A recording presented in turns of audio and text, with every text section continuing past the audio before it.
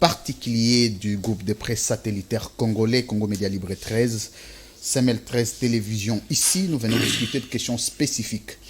Et quand il est question de grands événements de la République, quand il est question de grandes situations qui touchent ou qui émaillent la vie, la quiétude, la tranquillité, la stabilité de la vie de la nation, il faut inviter les gens qui ont une haute opinion. Je précise que c'est une haute opinion pour venir vous fixer sur une question très importante ou des questions très importantes qui touchent à la vie de la nation congolaise parce que c'est notre devoir. Aujourd'hui particulièrement, nous allons parler de l'envahissement dans les hôpitaux de l'Est de la RDC. Nous avions vu, ou vous avez vu les images qui ont choqué plus d'un, de troupes rwandaises, de militaires rwandais identifiés, payés par l'État rwandais, qui ont envahi les hôpitaux, tabassé, tracassé le malade.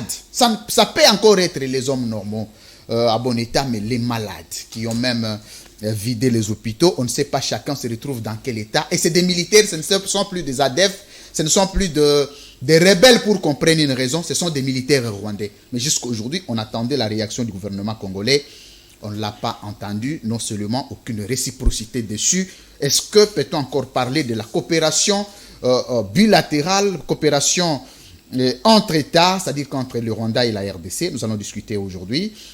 Nous allons parler ce matin, il y a un envahissement. Nous allons parler des envahissements. L'envahissement des écoliers au palais du peuple pour réclamer non à la gratuité de l'enseignement. On s'est dit que la gratuité de l'enseignement a apporté malheur au système éducatif congolais. On dit que la gratuité de l'enseignement est venue déstabiliser les fonctionnalités harmonieuses de l'enseignement de la RDC. Jusqu'à aujourd'hui, les enfants n'étudient pas. Ça va faire un mois ou plus depuis la rentrée. Aucune suite. Nous allons en discuter.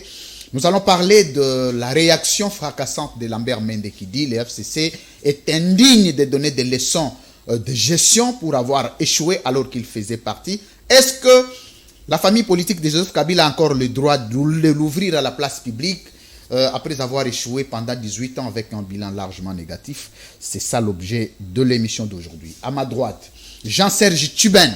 Il est du PPRD de la famille politique de Joseph Kabila Kabange. Bonjour et bienvenue. Merci, monsieur le DG.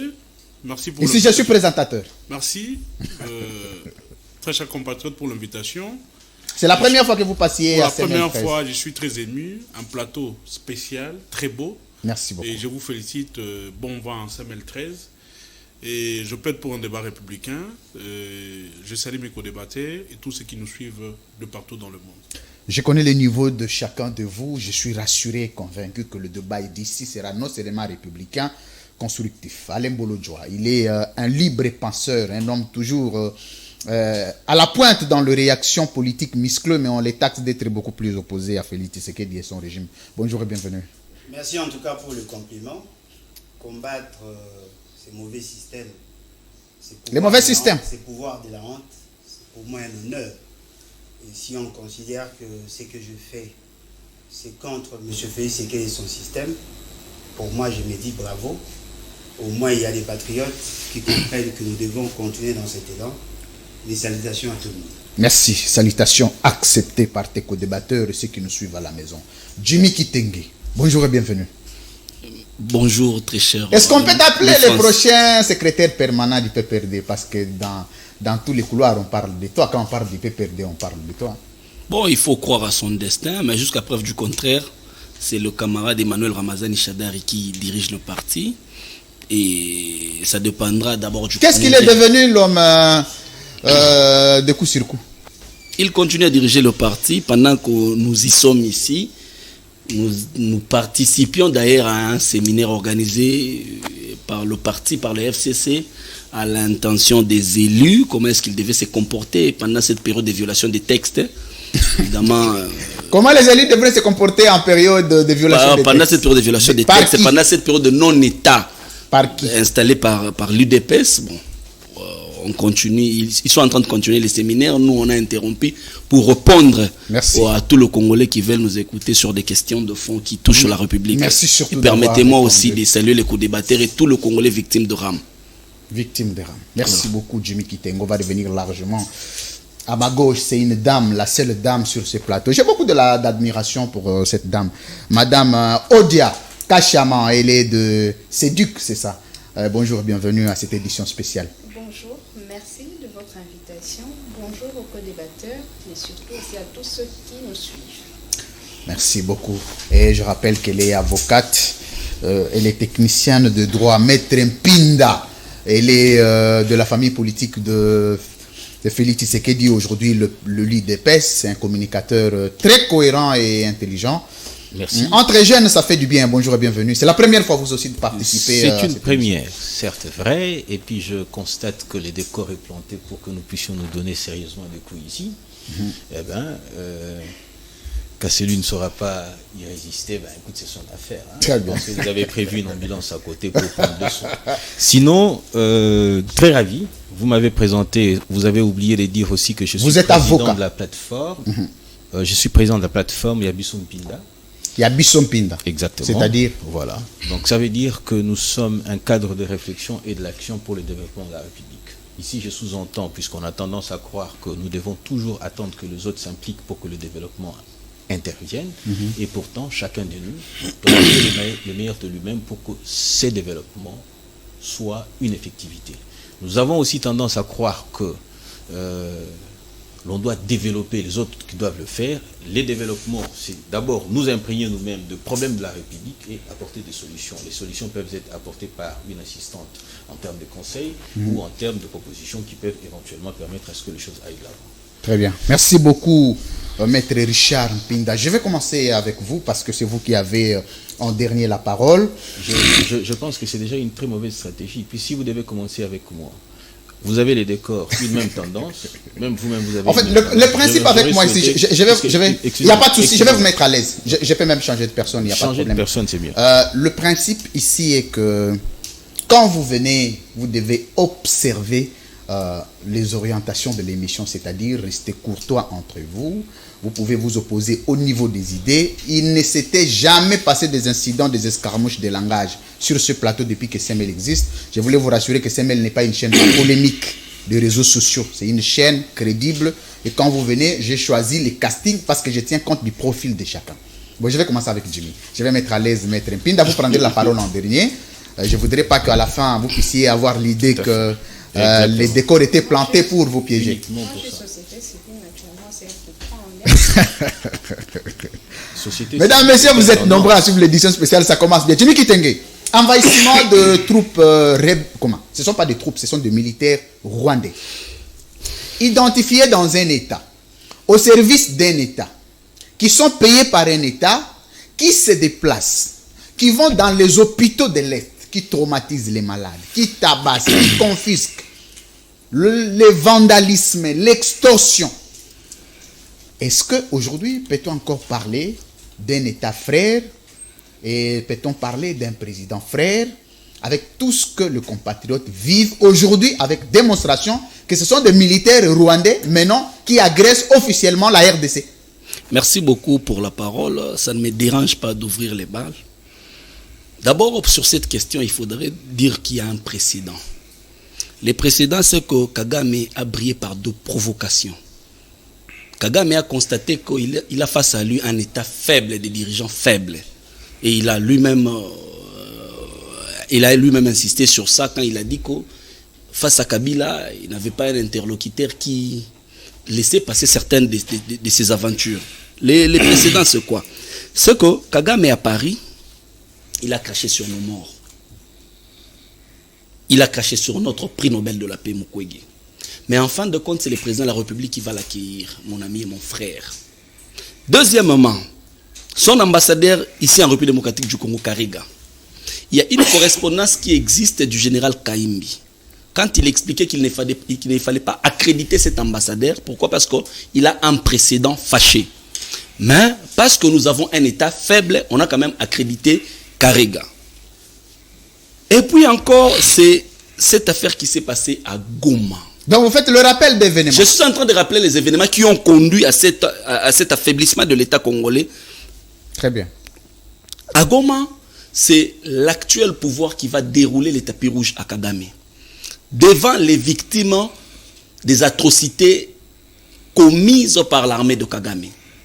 Pour combien? Pour 5 millions de dollars. Et quand on va poser la question au conseiller principal du président de la République, le contour de l'accord, parce que je vais rappeler aux Congolais qu'aucun ministre sectoriel n'a paraphé cet accord. C'est 2 présidents.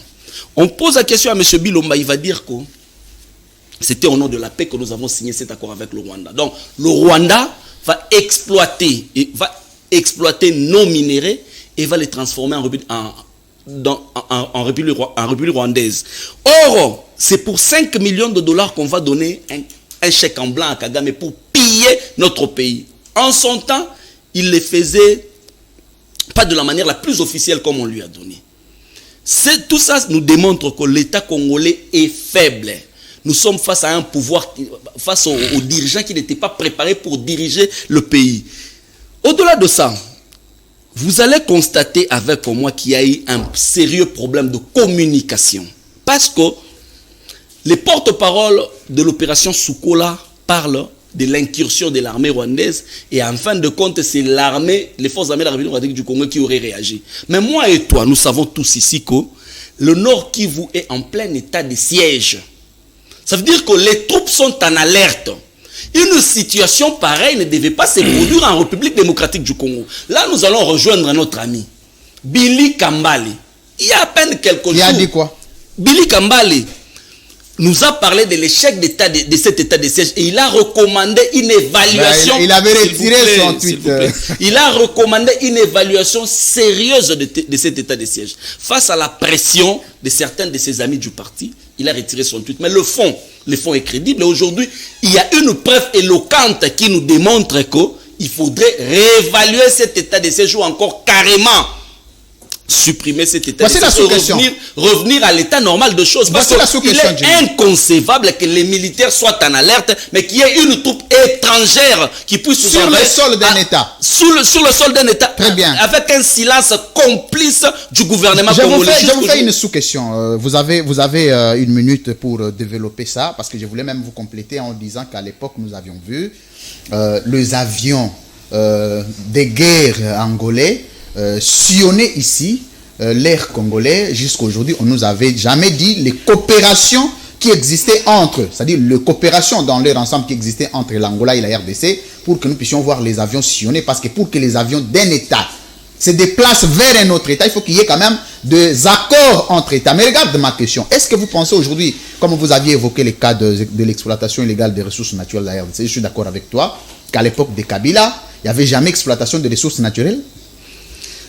Les Rwandais pouvaient le faire d'une manière informelle, avec la complicité des impérialistes, avec la complicité de toutes ces entreprises qui sont installées en République démocratique du Congo d'une manière illégale. Mais pas de la manière la plus officielle possible, où on va dérouler les tapis rouges à Kagame devant les victimes. Moi, personnellement, je pense que Kagame devait d'abord commencer par présenter des excuses en République démocratique du Congo. Des excuses. Des excuses, et puis la justice puisse se saisir de la question afin de rétablir nos morts. Car ne dit-on pas que les morts ne sont pas morts? Les morts ne sont jamais partis. Mais malheureusement, l'État est faible. Kagame, il a un interlocuteur faible face à lui. C'est la République démocratique du Congo. C'est comme ça que Kagame se permet n'importe quoi. Merci. Vous avez évoqué tout à l'heure ici cette histoire de l'Angola. Aucun député, aucun sénateur. Et jusqu'à aujourd'hui, on n'a jamais personne n'en a posé la question. Pourtant, ce sont les avions de l'armée angolaise qui ont pris des photos, des cartes militaires de la République démocratique du Congo. Ça, c'est très grave. Tout ça nous démontre l'incompétence et l'impréparation de l'UDPS. L'UDPS n'a jamais été préparé pour diriger le pays. Si on y prend garde, on risque de brader les terres de Lumumba par l'UDPS. Merci beaucoup, Jimmy Kitenge. L'incompétence de l'UDPS dans la gestion, tu l'as démontré, le point de vue t'incombe.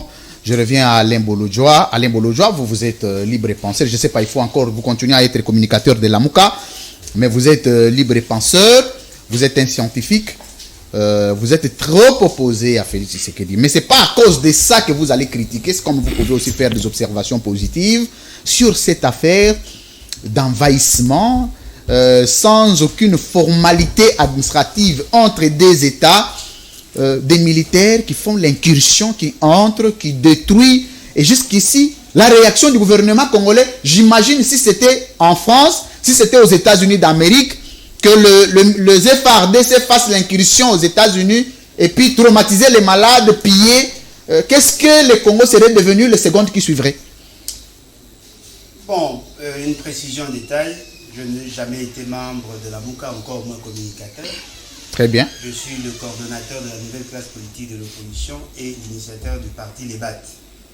Et donc, je considère M. Martin Fayulu comme mon partenaire, mais je n'ai jamais été membre de la MOUCA, encore Très moins bien. communicateur. Très bien. Sincèrement, je ne suis pas surpris. Contrairement à vous tous, moi je ne suis pas surpris. Parce que nous sommes là en train d'assister aux symptômes de tout ce qu'il y a eu comme bévue, comme maladresse dans le choix et surtout dans le politique public. Mobutu l'a dit, entre un frère et un ami, le choix est clair.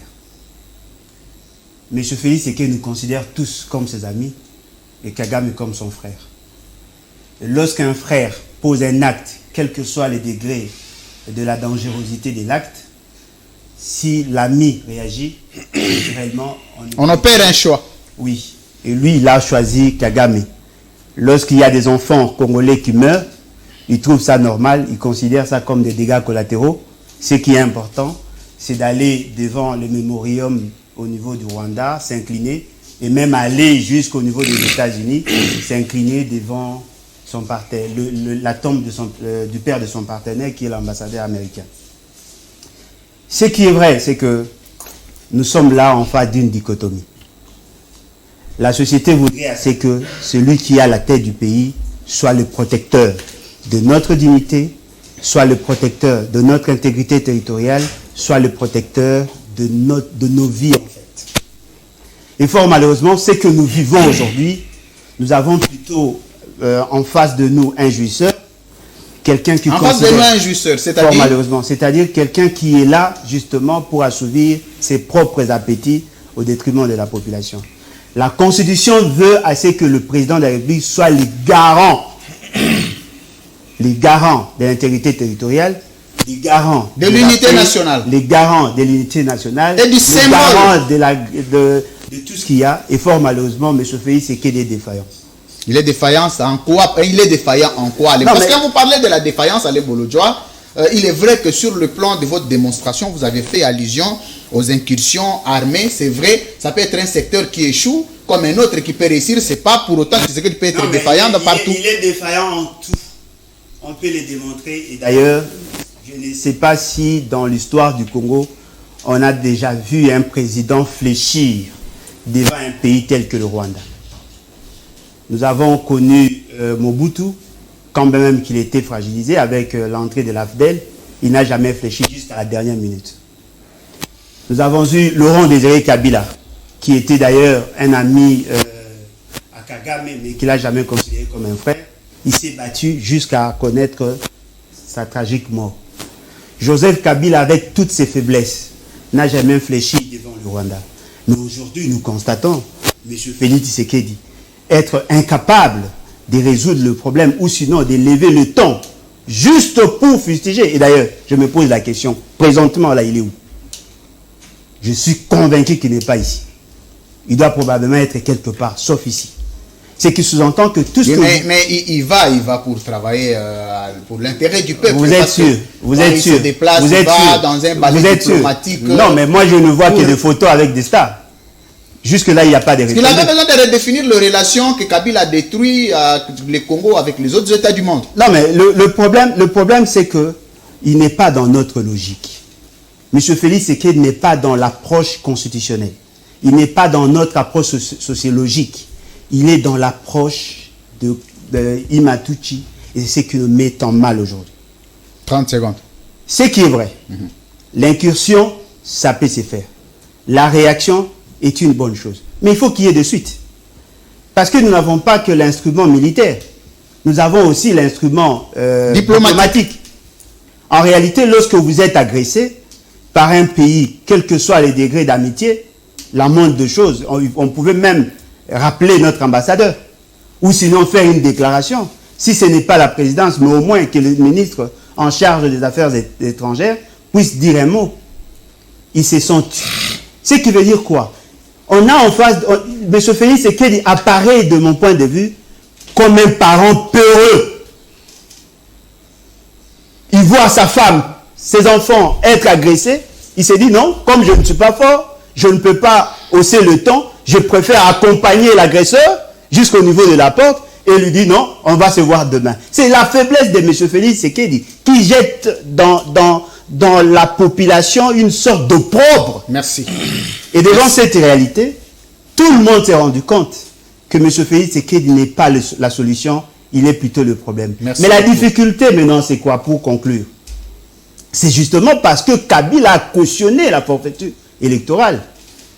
Cautionner la forfaiture Monsieur électorale. Kabila a inventé... Attendez. Quand vous parlez de la forfaiture électorale, vous faites allusion à quoi? Parce que vous en parlez un peu trop. Non, mais effectivement, le fait seulement que M. Félix Tshisekedi n'a pas été le choix du peuple, il n'est pas revêtu de l'onction populaire, il n'a pas le background nécessaire pour diriger notre armée et pour permettre à ce que la population se retrouve dans ce que vous appelez mandat, c'est ce qui fait qu'aujourd'hui, Merci. nous subissons, justement parce que Kabila a commis le plus grand péché Alain de faire de Bolodjoa. M. Félix Tshisekedi président de la République sans tenir compte de son passé. Alain Bolodjoa, je rappelle que vous êtes président du parti Le BAT, c'est ça? Exact. Et puis, merci pour cette intervention, votre première prise de parole. Je crois que le peuple est en train de résumer l'ensemble de vos idées. Jean-Serge Tchiben, toujours aux côtés de Jimmy Kitenge, les fidèles de Joseph Kabila Kabange. Alors, je rappelle ici que nous étions en train de parler de l'envahissement de militaires, des troupes militaires à l'est du pays. Il est inconcevable, vraiment inconcevable, que au-delà de tortures que les Congolais de l'Est peuvent subir de la part des agresseurs, c'est-à-dire les rebelles, que ça soit officialisé aujourd'hui par les troupes rwandaises et constitutionnellement, la RDC avait l'obligation de déclarer un état de guerre parce que tous les indices sont sur la table pour nous de déclarer une guerre contre le Rwanda. Est-ce qu'avons-nous la capacité et le moyen matériel nécessaire de faire la guerre au Rwanda? Ou Tshisekedi est en train d'éviter aussi que nous sommes un État faible? Il faut éviter de nous exposer. Très chers compatriotes, merci pour la question. Il faut d'abord fixer les cadres. Fixer les cadres. Les États sont de monstres froids. C'est-à-dire? Entre les États, il n'y a que des intérêts qui priment.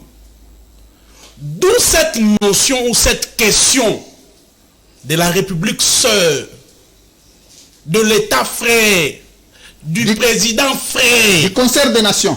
Cette question est largement dépassée. Mais nous avions dit à l'époque, à nos frères de l'UDPS et au chef de l'État, de faire très attention avec Kagame. Mais parce que quand vous êtes en train d'établir des relations sur le plan bilatéral et que vous avez un passé fâcheux avec un partenaire, vous devez verrouiller les lignes pour ne pas tomber dans ce que nous sommes en train de vivre aujourd'hui. Je vais vous donner quelques révélations. Monsieur Kagame est considéré par les Congolais comme l'ennemi numéro 1 concernant les massacres, concernant les tueries à l'est de notre pays. Ennemi numéro 1. L'ennemi numéro 1, l'ennemi public numéro 1, c'est Kagame. Prenez tous les rapports de structures au niveau national. Prenez le rapport des organisations internationales. On pointe énormément du doigt sur M. Kagame et son régime dictatorial. Mais le chef de l'État nous a tourné les dos pour dire voilà, Kagame c'est mon frère.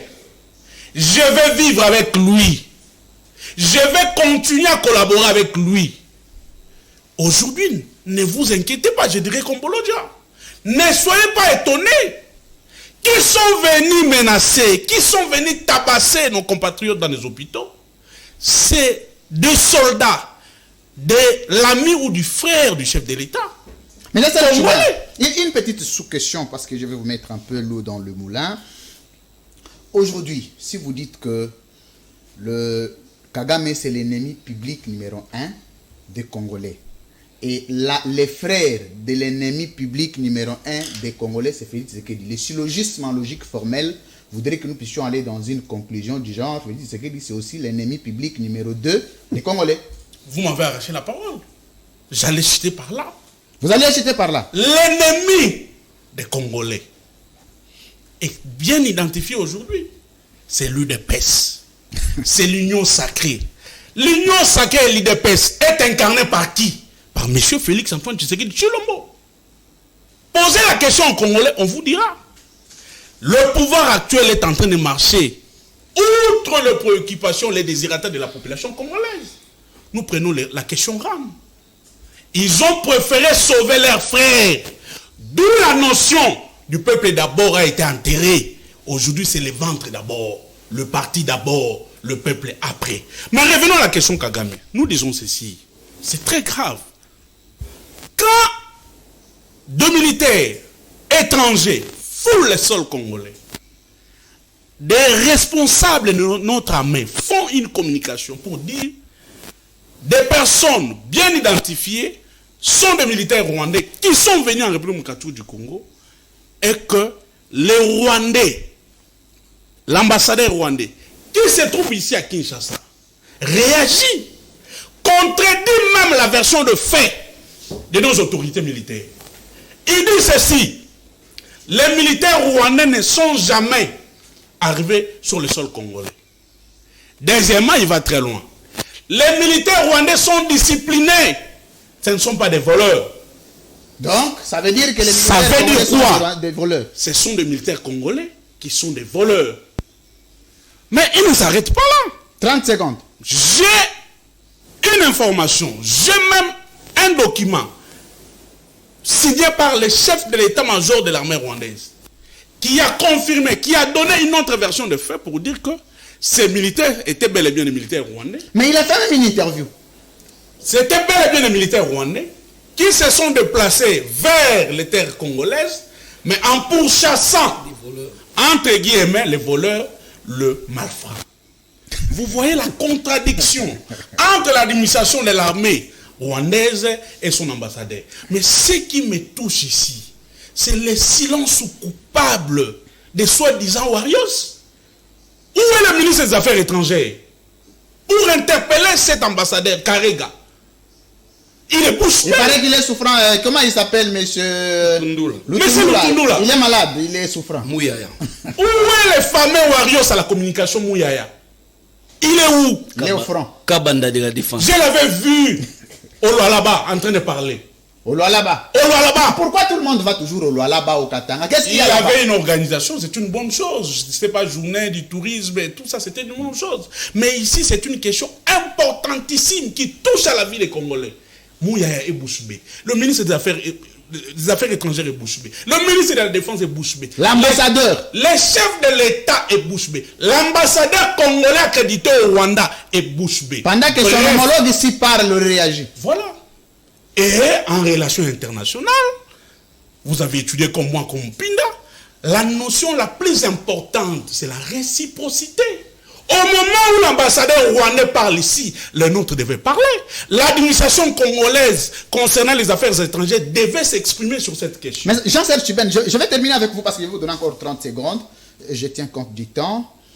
Et est-ce qu'aujourd'hui, j'ai des petites questions dessus, au regard d'un tableau peint que vous avez ici élaboré, c'est que l'incapacité diplomatique de la RDC de réagir face aux agressions, et des agressions aussi bien visibles, fait de nous un sous-État, ou peut-on continuer à être considéré comme un État, mais vous pouvez faire des propositions de dire il y a une autre alternative politique ou diplomatique à dégager, parce que je rappelle ici qu'avant que l'ambassadeur ne réagisse, il faut que l'État, parce qu'il représente l'État ait une position. Et c'est sur base d'une position d'un État que l'ambassadeur adopte. Mais si déjà l'État n'a pas de position, vous voulez que l'ambassadeur parle quoi? Merci beaucoup. L'État, c'est qui? L'État, ce sont des institutions mises en place pour sécuriser la population. L'État, c'est qui? C'est le ministre de la Défense ici. L'État, c'est qui? C'est le ministre des Affaires étrangères. L'État, c'est qui? C'est le chef de l'État. Mais moi, je me pose la question, sur cette question de la stratégie. Nous l'avions dit plusieurs fois, que la politique concernant cette question bilatérale a échoué. Vis-à-vis du Rwanda. Et même aujourd'hui, on ne peut pas parler d'une diplomatie agissante avec le régime de l'UDPS. Nous avons échoué sur tous les fronts diplomatiques. Mais le président fait beaucoup de voyages sur le plan diplomatique. Ces pour réhabiliter les relations. Ces voyages nous apportent quoi? Merci. Les petits dictateurs rwandais, M. Kagame, les tyrans, ne se déplacent pas. C'est les frères du président Kagame. Oui, qu'ils soient frères du président ou c'est un dictateur, c'est un tyran. Ils ne se déplacent pas pour aller chercher les investisseurs. Ils étaient à Abu Dhabi, les petits Kagame, le Rwandais, les tyrans, étaient chez lui, en vidéoconférence avec les investisseurs. Aujourd'hui, après 115e voyage, aucun 115 voyages. 115 voyages. Ça fait totalité combien de fonds déjà publics alloués pour les voyages? Ça, mon frère Pinda est bien placé pour nous les donner. Parce que le ministre des Finances avait reçu une question dans ce sens. Il était incapable de nous dire combien il alloue comme frais d'émission pour le déplacement du chef de l'État. Merci beaucoup Jean-Serge Tchiben. Je rappelle que vous êtes communicateur du PPRD, Parti du Peuple pour la Reconstruction et la Démocratie de Joseph Kabila Kabange. À ma gauche, je vais prendre Madame Arlette Odia Kachaman. Vous êtes de la société civile, vous êtes scientifique, vous êtes avocate. Il y a des questions qui relèvent du salut du peuple, qui relèvent de valeurs d'État, qui relèvent de la crédibilité de l'honneur d'un État, qui vont au-delà de vos appartenances politiques. Donc, quand le peuple souffre, vous avez le devoir de parler en toute vérité. Madame, nous parlons ici d'une question aussi importante de l'incursion. On peut parler d'une incursion en matière de sécurité, d'une rébellion. Mais l'incursion d'une armée officielle d'un État, ça ne peut pas se justifier. On peut accepter que le Tutsi, comment on appelle les ADF fassent l'incursion. Ça, c'est dans le cadre d'une rébellion. Mais dans le cadre classique, vous justifiez comment que l'armée quitte un État pour un autre État en train de poser les actes. Et vous avez entendu l'ambassadeur de Séménin, le tout-puissant ambassadeur rwandais ici, dit il n'y avait jamais ça. Il contredit le voix officiel de l'armée congolaise. Et jusqu'ici, il n'y a aucune sanction. Peut-on encore continuer à plaider pour la sanction de l'ambassadeur rwandais? Ou peut-on continuer à être frère à Paul Kagame? Moi, personnellement, Kagame n'est pas mon frère parce que je ne le connais pas. Il est rwandais, moi je suis congolais. Mais quand cela ne tienne, il est le frère du président. Le président, c'est notre frère. On peut être frère par alliance. Madame, votre point de vue. Merci de la question. L'incursion peut arriver, la réaction également. Il y a des faits qui se sont commis. L'armée dit avoir réagi. Maintenant, nous, surtout en tant que société civile, on se pose des questions sur le sort du peuple. Très bien. On se pose des questions sur l'essence et l'importance à ces jours de l'état de siège. Très bien. Comment le peuple peut-il se sentir à l'aise lorsqu'il a nettement l'impression que l'État congolais est absent et que l'administration congolaise n'est pas respectée? Ce n'est pas le premier fait. On a été ici, les eaux du fleuve Congo ont été polluées par les sociétés angolaises. Il n'y a jamais eu de réaction. On n'a pas eu de réciprocité entre la visite, n'est-ce pas, du génocide rwandais par rapport à la visite, par exemple, du cimetière de 6 jours à Kisangani par le président Kagame. Et toutes ces fois où nous sommes matés du point de vue diplomatique, il n'y a toujours pas de réaction de la part de l'autorité, au point que le peuple se retrouve un peu comme orphelin. Un peuple qui n'a pas un père ou alors un père qui ne sait pas le défendre. C'est ça notre préoccupation. Donc c'est une défaillance de l'État. Absolument, absolument, mais avec des conséquences très fâcheuses. Très bien. Parlons de l'état de siège. J'ai toujours dit que c'était une circonstance qui devrait amener l'État à faire des enquêtes. L'article 85 de la Constitution est clair. Quand est-ce que l'état de siège est décrété? C'est lorsque une circonstance arrive et empêche à l'État de fonctionner normalement. Et l'état de siège est décrété non pas pour résoudre cette situation, mais pour permettre d'abord à l'État de reprendre son fonctionnement régulier. Et à l'issue des enquêtes, l'administration militaire, l'administration politique peut réfléchir, continuer des réflexions sur comment solutionner. Alors, à ce stade, quel est le niveau des enquêtes menées à travers l'état de siège? Ou alors, on s'est trompé d'objectif. On va à vouloir dire à ce peuple que l'état de siège viendra finir la guerre à l'Est, viendra finir les tueries. On s'écarte même de la logique de la Constitution. C'est là que vous entendez les gens dire qu'on a de regret de voir que le pouvoir ne respecte pas suffisamment les textes, ni même encore le peuple. C'est quoi l'alternative? Devant cet opprobre, vous avez bien parlé de l'opprobre que dont nous sommes victimes au niveau international. J'imagine un petit Français qui est dans son salon, avec quel regard il regarde le Congo, un petit Américain, comment il regarde le Congo, même le Rwandais lui-même, le dernier Rwandais de la province, comment il regarde le Congo. Et vous vous dites, devant ce genre de conséquences de l'opprobre, qu'est-ce que nous devons devenir? Je pense automatiquement à ce que disait Etienne Tshisekedi. Il disait que un pays, son développement est lié à la manière dont la classe politique se comporte, à sa considération au texte de la République, aux engagements politiques en son sein. En ce moment, vous voyez que les textes de la République ne sont pas respectés, à commencer par la Constitution. L'opposition n'est pas organisée au point que c'est le pouvoir qui désorganise l'opposition. Nous avons vécu une situation dans ce pays où il y avait une majorité populaire acquise au candidat Martin Fayulu. Il lui a été dit qu'il n'avait jamais gagné les élections. Mais vous savez que les éléments de preuve n'ont pas été mis à sa disposition. On disait qu'il fallait que ce soit lui qui apporte le preuve. Mais nous savons bien que le procès en matière de contentieux électoraux, c'est un procès de sincérité. Lorsqu'on va aux élections, les procès-verbaux sont dressés en deux. C'est pour permettre à la Cour, au moment des procès, d'avoir l'ensemble des données sur les processus. Absolument. Et maintenant, est-ce que lui et tous ceux qui ont cru en lui ont-ils eu des éléments probants qu'il n'avait réellement pas gagné ces élections alors qu'il avait la majorité populaire? Ça, c'est une question. Il a été victime d'une injustice. Et nous devons le reconnaître. Qui a été victime de l'injustice? Mais Martin Fayulu a été victime d'une injustice. Très bien. Martin Fayulu a été victime de l'injustice. La révélation des votes n'avait pas été faite telle que la loi le prévoyait. Mais quelques temps après, le FCC a été également victime d'une injustice. L'Union sacrée, ou alors le cash à l'époque, on dira mieux, l'UDPS, parce qu'il ne considérait même plus l'UNC à l'époque. Maintenant, il se lève pour dire que, bon, il y aura désormais un arrêt de la Cour constitutionnelle pour dire que les députés n'appartiennent plus à leur parti politique, qu'ils peuvent faire le choix d'aller soit à l'opposition, soit donc selon que chacun pouvait penser. La conséquence, c'est les tissus sociaux qui s'est abîmé, c'est la politique qui n'est pas très bien structurée. Dans ces circonstances, un pays ne peut pas se... Madame Arlette Odia, ça c'est la dernière question que je vous pose aujourd'hui. Regardez au regard de ce que les Congolais vivent. Parce qu'il faut rappeler ici que le pouvoir est pouvoir quand il subit l'adhésion populaire, ce que nous appelons la légitimité. Et la légitimité aujourd'hui ne peut pas être démontrée à partir du moment où ceux qui sont censés donner la légitimité, accorder la légitimité au pouvoir sont marginalisés, souffrent de faim, ont des problèmes multiples sur le plan social, économique, sécuritaire.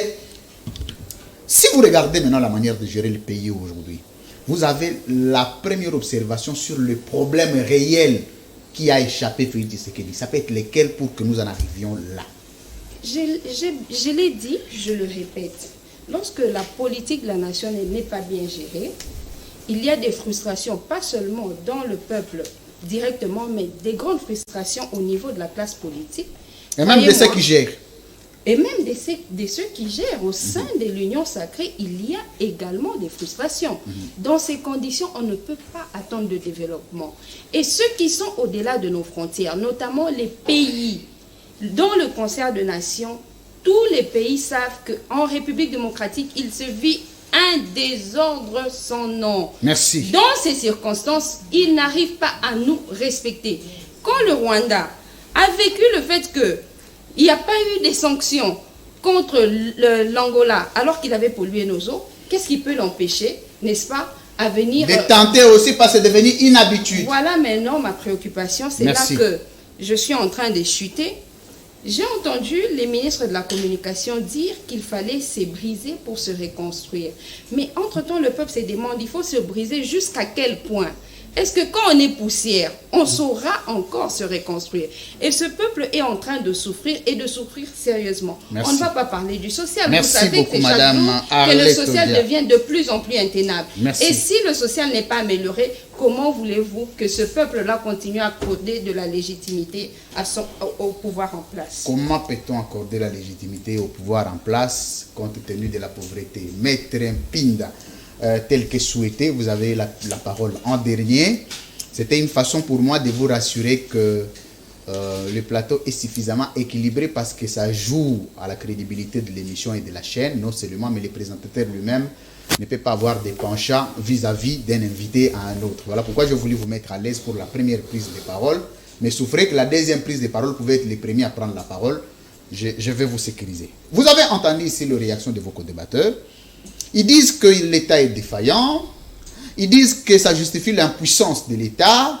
Ils disent que si nous en sommes là, parce que Félix Tshisekedi n'a pas été le président voté par le peuple et par conséquent, l'illégitimité a suivi l'ingouvernabilité dont nous sommes victimes aujourd'hui.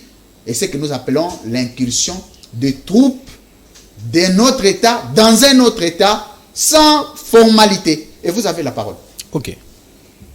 Je salue les efforts que vous fournissez pour vous démarquer de votre opposition habituelle et légendaire au pouvoir de Tshisekedi. Malgré les efforts que vous tentez de fournir, ça vous est un peu difficile de vous en défaire. Je voudrais ici déplorer d'abord le comportement des troupes rwandaises sur le sol de la République démocratique du Congo. Ils sont très attentifs. Ça, c'est bien, ça. Alors, je les déplore et je les condamne. Ils prennent note, c'est tout à fait normal. C'est comme vous les preniez aussi. Exactement, exactement. Mais je voudrais ici vous dire où est-ce que le Rwanda a tiré cet exemple-là. De l'épouse de Joseph Kabila, ancien président de la République. De l'épouse de Joseph Kabila. Exactement. C'est-à-dire Madame Olive Lembe. Vous vous souviendrez que les militaires congolais, à l'époque de Joseph Kabila, policiers, armés par et payés par Madame Olive Lembe à Rumbero, à l'est de la République, ils ont été armés, saccagés les hôpitaux. Ok, vous pouvez vérifier, cette information existe, n'ouvrez pas grand les yeux comme ça. Les agents de sécurité. Laissez-moi y aller. Je parle des militaires. Je ne parle pas des agents de sécurité. Oui, il faut toujours clarifier pour que les gens comprennent. Il y a eu même un procès là-bas. Non, moi je vous oppose. Je vous informe. Allez-y. Il y a eu même un procès où les militaires interpellés, ok, ils ont nommément cité Madame Olive Lembe. Très bien. C'est-à-dire que si vous aviez à l'époque un président de la République qui ne savait pas sécuriser sa population, quoi de plus normal que les voisins se servent de cet exemple-là. Ah bon? Je voudrais ici évoquer un principe de droit international, puisque je suis publiciste internationaliste. Ici, je voudrais tout simplement dire, lorsque vous avez un élément d'une armée étrangère sur le sol d'un État, cela constitue une déclaration de guerre. Nous parlons de troupes armées, de l'armée rwandaise, qui ont investi les sols ou les territoires de la République démocratique du Congo. Je félicite les FARDC d'avoir repoussé ces éléments-là. Mais voilà maintenant la contradiction qui s'ensuit.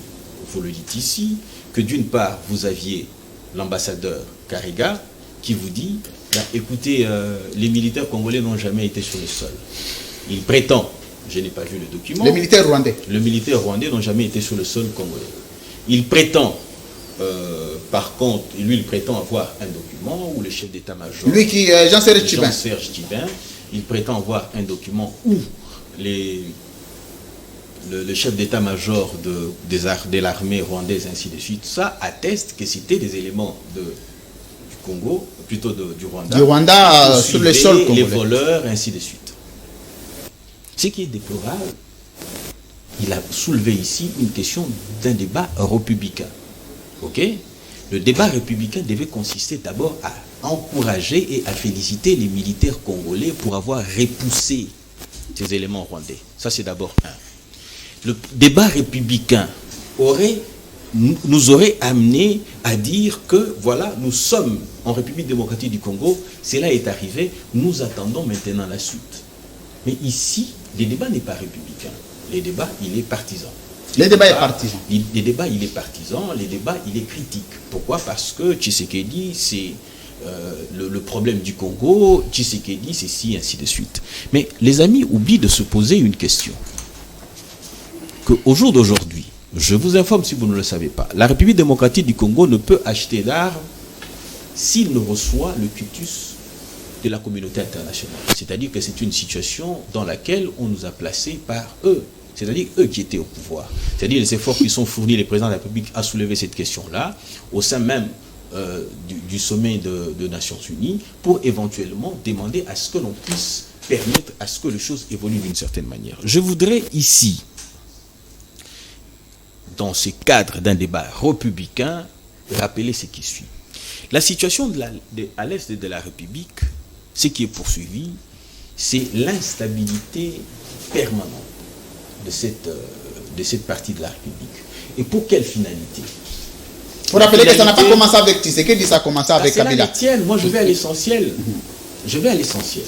La situation à l'est de la République, vous savez, en droit international, nous avons ces principes qui disent l'autodétermination du peuple. C'est-à-dire qu'à un moment donné, les populations doivent se dire, on en a marre, on veut devenir un État. Vous savez, il y a déjà des velléités dans ce sens-là. Par moment, vous avez le drapeau du Grand Kivu, vous avez les drapeaux de ceci, ainsi de suite. Mais cette situation est entretenue par la communauté internationale. Et cette communauté internationale trouve l'appui par certains des Congolais. Et cette communauté internationale soutient les États frontaliers pour que le Congo reste dans cette situation. Et c'est même ça la justification de plusieurs rébellions créées par les Congolais. S'il vous plaît. Non, mais je vous relance toujours. Laissez-moi évoluer. Je vous relance. C'est toujours bien de vous relancer, Maître Mpinda. On voudrait ici que la population se dise que nous ne sommes pas soutenus par Kinshasa. Que nous ne sommes pas, Kinshasa ne nous accompagne pas. La sécurité de biens et personnes n'est pas organisée par Kinshasa. Et par voie de conséquence, on évoquera les principes de l'autodétermination. C'est déjà l'exemple avec le Sud-Soudan. Si le Sud-Soudan est devenu un État tel qu'il est devenu aujourd'hui, c'est tout simplement parce que nous sommes partis de ces genres de situations. Vous allez vous rendre compte, il y a une très forte concentration des organismes internationaux à l'est de la République que sur toutes les autres étendues. C'est comme si ça ne signifiait rien. À un moment donné, on ne peut pas se réveiller, on ne peut pas être spontané. C'est-à-dire que nous réagissons sur les situations, sur le fait comme ça. Vous allez vous rendre compte qu'à un moment donné, les gens ont crié tout haut pour dire, ben écoutez, balkanisation, Minembwe, ainsi de suite, tout ça, mais ils oublient que ce n'est qu'une succession de faits. C'est-à-dire que où nous allons, c'est un plan qui est mis en place pour éventuellement, en complicité, j'ai dit bien, vous allez vous rendre compte que nombreux de ceux qui ont été dans le régime de Kabila, chefs de mouvements rebelles, vous allez vous rendre compte que ce sont eux qui sont à la base de groupes armés, tout ce que vous voulez à l'est de la République.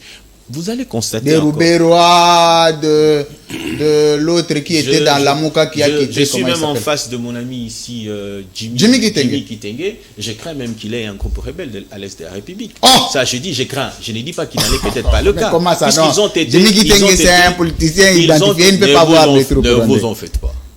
Vous avez suivi Mbosso qui dit, il a déclaré tout haut pour dire qu'au sein de l'Assemblée, il y avait des députés qui siégeaient, mais qui étaient chefs de groupes rebelles.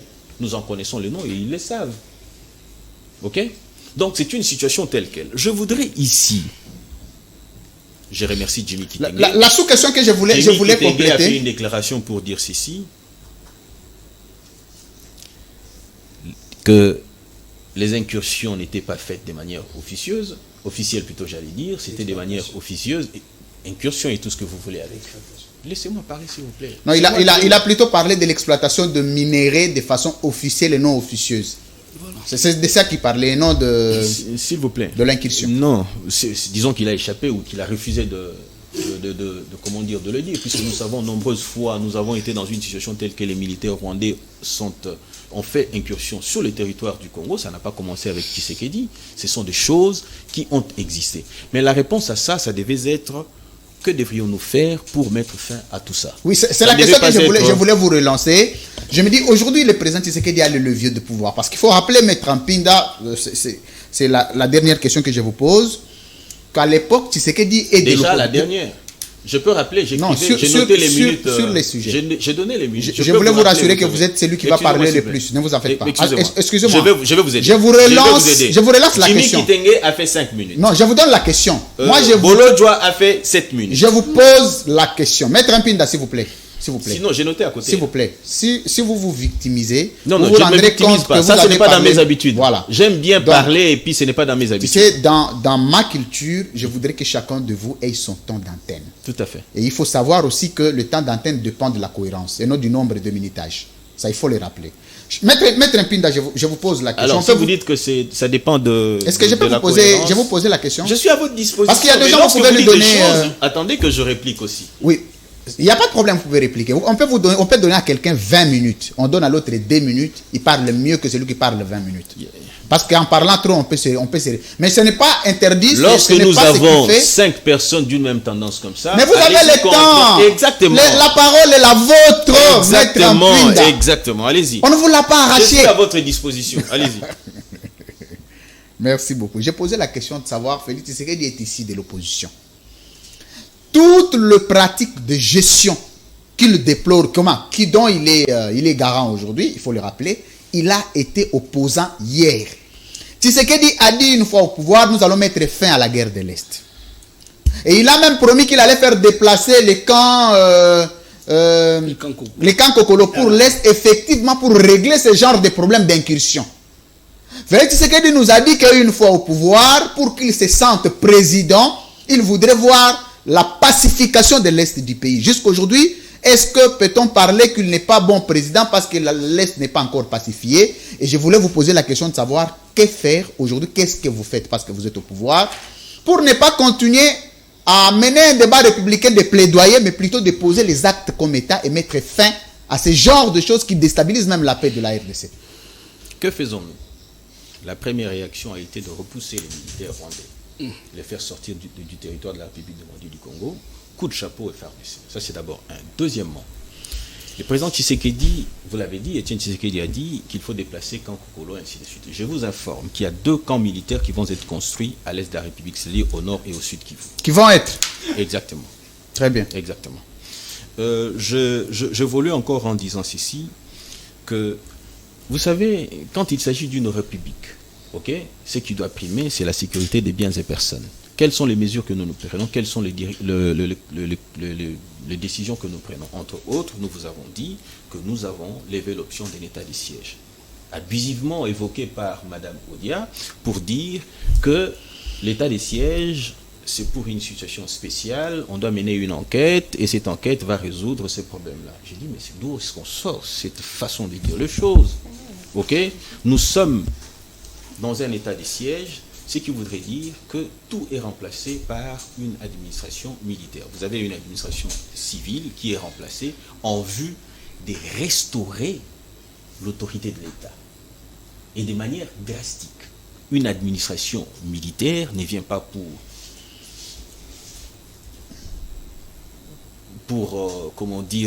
caresser les choses. Caresser les choses, si je peux prêter vos mots, mais elle vient pour imposer. C'est une mesure liberticide qui tend à réduire les libertés des biens, plutôt les libertés les droits des personnes, de manière à recouvrer la sécurité. Ça, c'est notre action. Ça, c'est notre décision à nous. C'est maintenant qu'il faille, puisque les amis le diront, écoutez, l'état de siège a évolué, a échoué, tout ce que vous voulez, ainsi de suite, tout ça. La question est celle de savoir, vous aviez 18 ans, qu'avez-vous pris pour mesure? Et sinon, nous sommes arrivés au point de découvrir même que la mafia au sein de l'armée, orchestrée par les militaires les militaires de la République, certains qu'ils ont laissés, lorsqu'on dit par exemple ici que les militaires à l'est de la République, on aurait envoyé 21 000, ainsi de suite, tout ça, mais la réalité s'est révélée qu'il y avait 5 000. Pourquoi? Parce que la mafia a atteint un certain niveau où que beaucoup de ceux qui sont appelés à restaurer la paix à l'est de la République sont soit dans les affaires, sont soit complices, sont ceux qui complotent de manière certaines églises d'ailleurs, qui sont eux-mêmes mêlées dans les trafics de matières premières et tout ce que vous voulez. Alors, ici, il faille de nous une certaine responsabilité. Nous ne parlons pas de nos camps politiques, nous parlons de la République. On a évoqué la question de la réciprocité. Nous sommes en droit international. Je l'ai dit, il y a une incursion. On ne se réveille pas un matin, on dit, écoutez, puisqu'il y a incursion, il faut directement aller faire la guerre au Rwanda. Pas du tout. Il faut s'assurer, puisqu'il y a déjà des contradictions. Lorsque il est dit que le chef d'état-major général tient les discours pour dire que non, on a poursuivi. Lorsque de l'autre côté, on tient les discours tels qu'il n'y a pas de militaires. Cela démontre à suffisance que la diplomatie de Félix Tshisekedi a réussi. En quoi faisant? À l'époque où Kagame pouvait sortir pour vous dire que moi j'ai un militaire là-bas au sommet de l'État de la République démocratique du Congo, on le savait. Merci beaucoup. Je chite? Je peux chuter? Oui, chuter, il n'y a pas de problème. Je voudrais chuter en disant ceci. Il le disait à cette époque-là, on le savait. Mais qu'est-ce qu'on faisait? Comment on réagissait? Nullement. À une certaine époque, vous aviez l'aéroport de Goma qui pouvait être récupéré par les militaires rwandais. On le savait. Qui ne sait pas que le TENU FARDC était donné aux militaires rwandais pour venir nous agresser, pour se faire passer pour des rebelles? Qui ne savait pas que certains des officiers rwandais pouvaient nuitamment aller entrer sur le sol de la République démocratique du Congo, venir ici à Kinshasa? Qui ne savait pas qu'à l'époque de Joseph Kabila, certains ont été tués parce qu'ils ont vu Joseph Kabila discuter avec la délégation ou Kagame lui-même entrer ici de manière sournoise?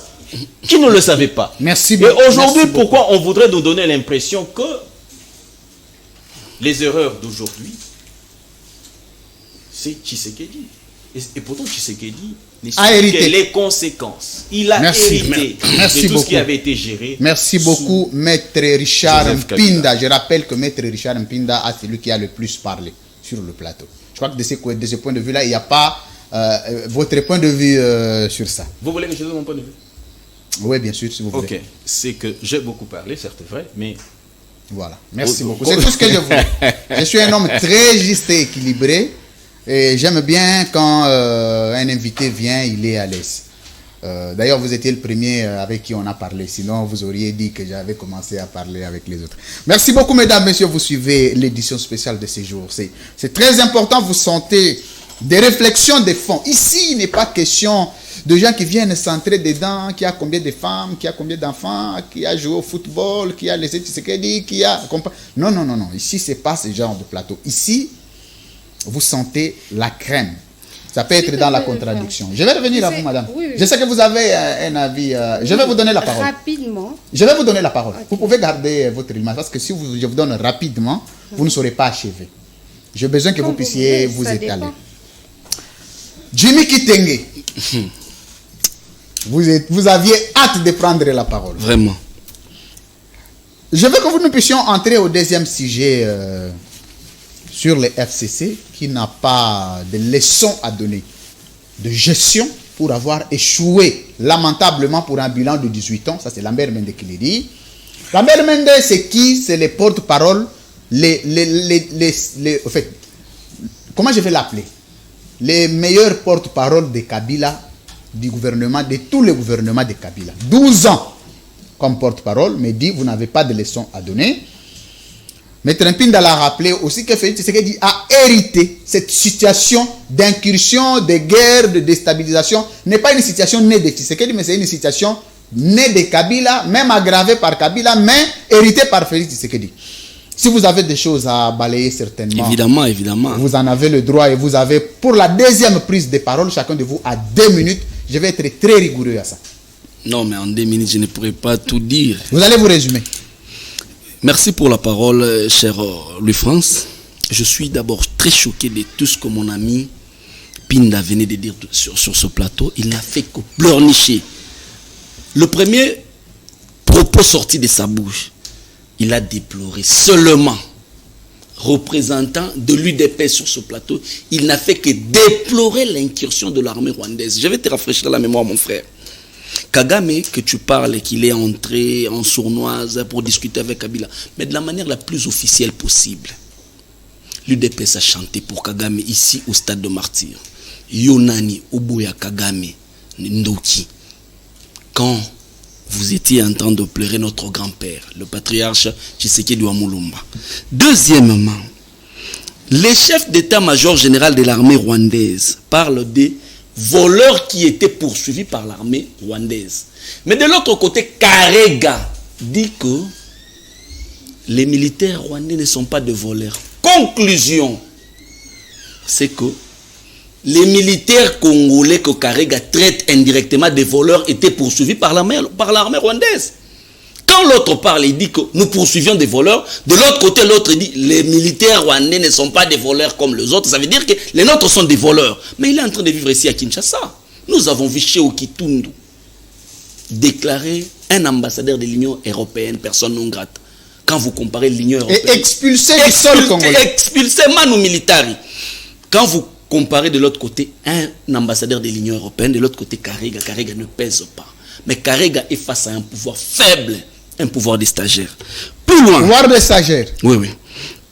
Plus loin, quand les porte-paroles des forces armées de la République démocratique du Congo, Sokola, parlent de la diplomatie, qu'ils vont porter la question au niveau de la CERGL. Ça veut dire que la diplomatie n'existe pas. En plein état de siège, les porte-paroles de l'armée ne pouvaient pas parler de la diplomatie, mais de la dissuasion, d'une réponse brutale et musclée des forces armées de la République démocratique du Congo. Mais quand le militaire commence à parler de diplomatie, ça veut dire que nous incarnons même la faiblesse.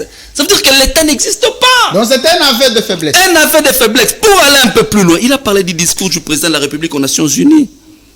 Kabila avait pointé du doigt Kagame comme étant l'ennemi public numéro 1 de Congolais. Une minute. Mais de l'autre côté, on a caressé Kagame dans le sens du poil. Incapable de pointer du doigt Kagame et le président de la République. Nous l'avons discuté avec mon ami, je crois, Mpinda et Donald sur un plateau. Pour dire que c'était un discours creux et vide de contenu. Un discours qui transpirait la peur. Aujourd'hui, les preuves sont là. Pour aller un peu plus loin sur cette question, Pinda devait faire son meilleur culpa ici. Cette situation, nous l'avons héritée de Kabila. Non, Kabila ne s'est jamais plaint au nom de Mobutu.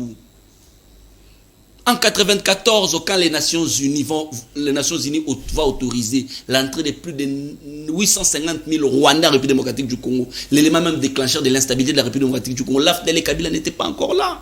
Mais il ne s'est jamais plaint. Donc Kabila ne s'est jamais plaint. Il a dilué 170 groupes armés et 4 rébellions. Donc Kabila ne s'est jamais plaint de l'héritage de Mobutu. Aujourd'hui, il a dilué 170 groupes armés et 4 rébellions. Aujourd'hui, vous êtes incapables. Il parle de sanctions. Nous avons vécu, nous, les sanctions de notre armée. Pourtant, nous avons réorganisé une armée, 9e meilleure armée d'Afrique. Nous l'avons équipée avec des chars T-74. Nous avons recruté. Aujourd'hui, vous avez hérité de la 9e meilleure armée d'Afrique.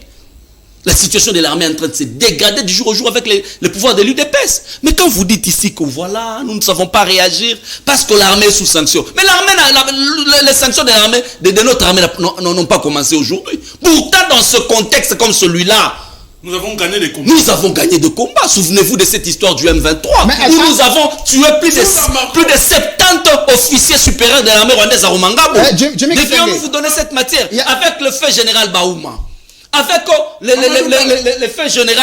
général Kampete Ilunga, le fait Mamadou, le Moussa Mabé, le colonel Erickson, le colonel Mike Mikombe. Mais tous ces militaires-là, certains existent dans l'armée. C'est parce qu'il y a déficit de commandement.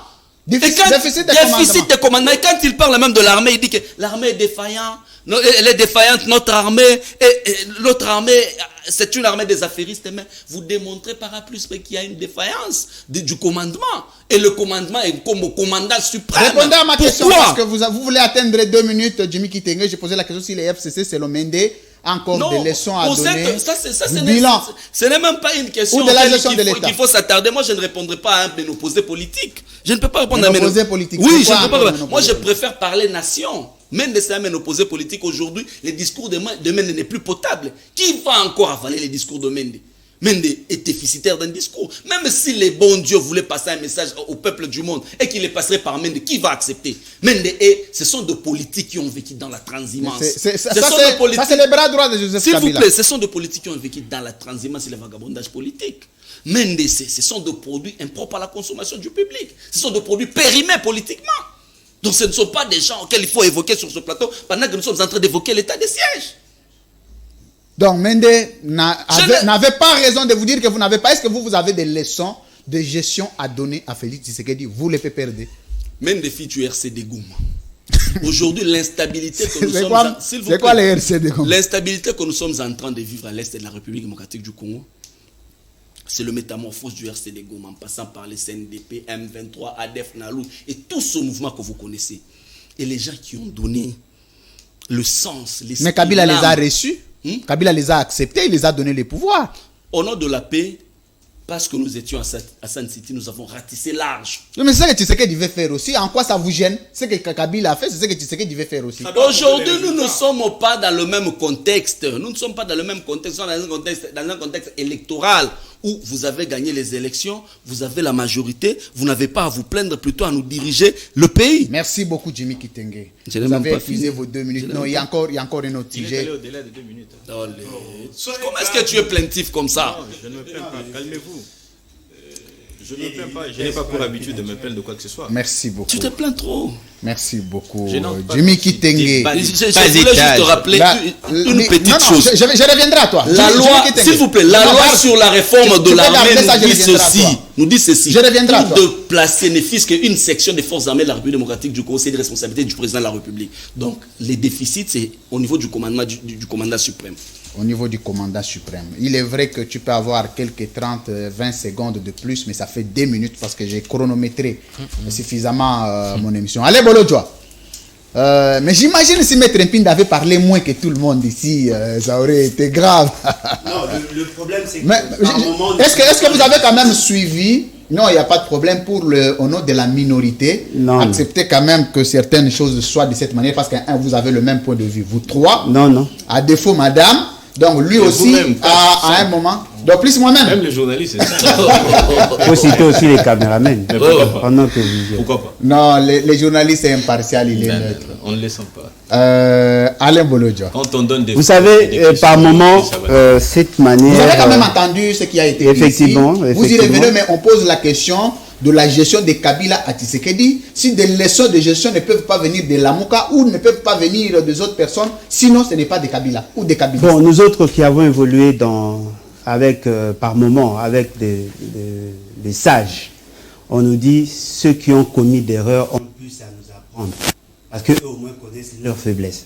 Voyez-vous, ceux qui n'ont rien fait dans leur vie n'ont des leçons à donner à personne. Ceux qui ont échoué ont des leçons à donner. Voyez-vous. Et surtout que le système a été inventé par eux. Ils connaissent le point fort, le point faible de leur système. Fort malheureusement, quand nous étions avec Mende à la majorité présidentielle, lorsque nous fustigeons la gouvernance, lui nous attaquait. Nous étions jeunes, nous voulons que les choses changent.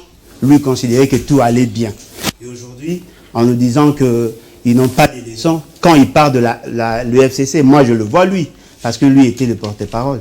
Fort malheureusement, il n'a même pas tiré des leçons de son histoire et c'est quand même déplorable. La question sur l'état des sièges, vous avez senti qu'on l'a abordé avec légèreté. En réalité, lorsque vous êtes du pouvoir, il faut d'abord présenter le politique que vous mettez en place. Lorsqu'on décrète l'état... La politique de gouvernance sectorielle. Effectivement, lorsqu'on décrète l'état des sièges, avant de décréter l'état des sièges, on fait effectivement une évaluation. L'évaluation ex ante. Combien de militaires avons-nous? Quelles sont les armes que nous avons? Quels sont le coût des opérations que nous allons mettre sur pied? Et comme ça, vous décrétez l'état des sièges. C'est ça la gouvernance potable. M. Félix Tshisekedi a décrété l'état des sièges et dans sa tête, il s'imaginait avoir 21 000 militaires. Et ce qui est surprenant, son porte-parole, qui est ici, son représentant... Non, c'est un communicateur de Non, mais son représentant... Son communicateur, laissez-les m'imputer. Communicateur, oui, il est communicateur, il porte sa parole, c'est lui qui les défend ici. C'est un porte-parole circonstanciel. Il vous dit que le nombre de militaires est en deçà de l'essentiel, ou sinon de l'idéal. Parce que pour décréter l'état des sièges, il fallait avoir 21 000 militaires. Ils se sont rendus compte qu'il y en a moins de 10 000. Lui a dit d'ailleurs 5 000. Ce qui veut dire qu'il y a un déficit de 16 000 militaires.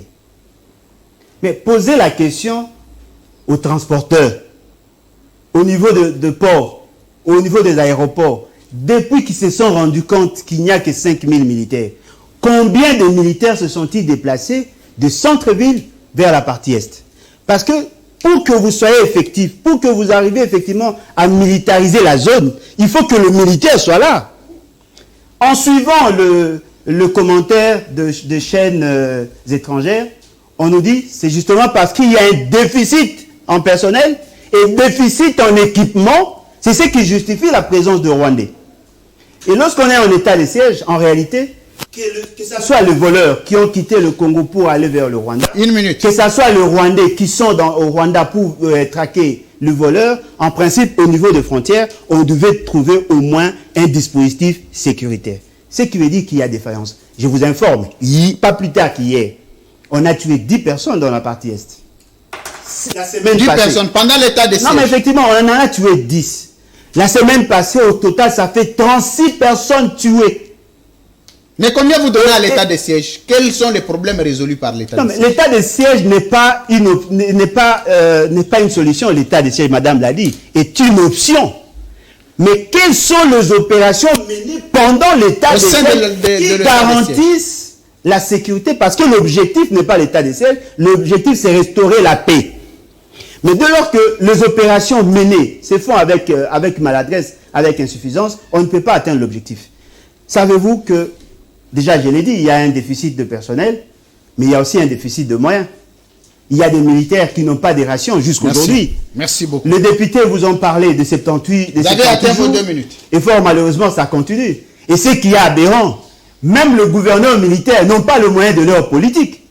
Ce qui veut dire quoi? Pendant que nous parlons de l'état des sièges, ça devient un état de piège. Ça me rappelle maintenant État de piège.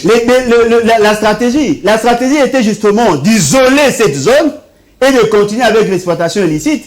Voilà pourquoi je me rappelle de l'émission qu'on a eu à faire avec, sur l'exploitation illicite. Illicite de minéraux. La déclaration de M. Pascal C'était une Nyembo, émission très effectivement, suivie. la déclaration de Pascal Nyembo qui a pointé du doigt le Rwanda qui a mis à M. Félix Tshisekedi.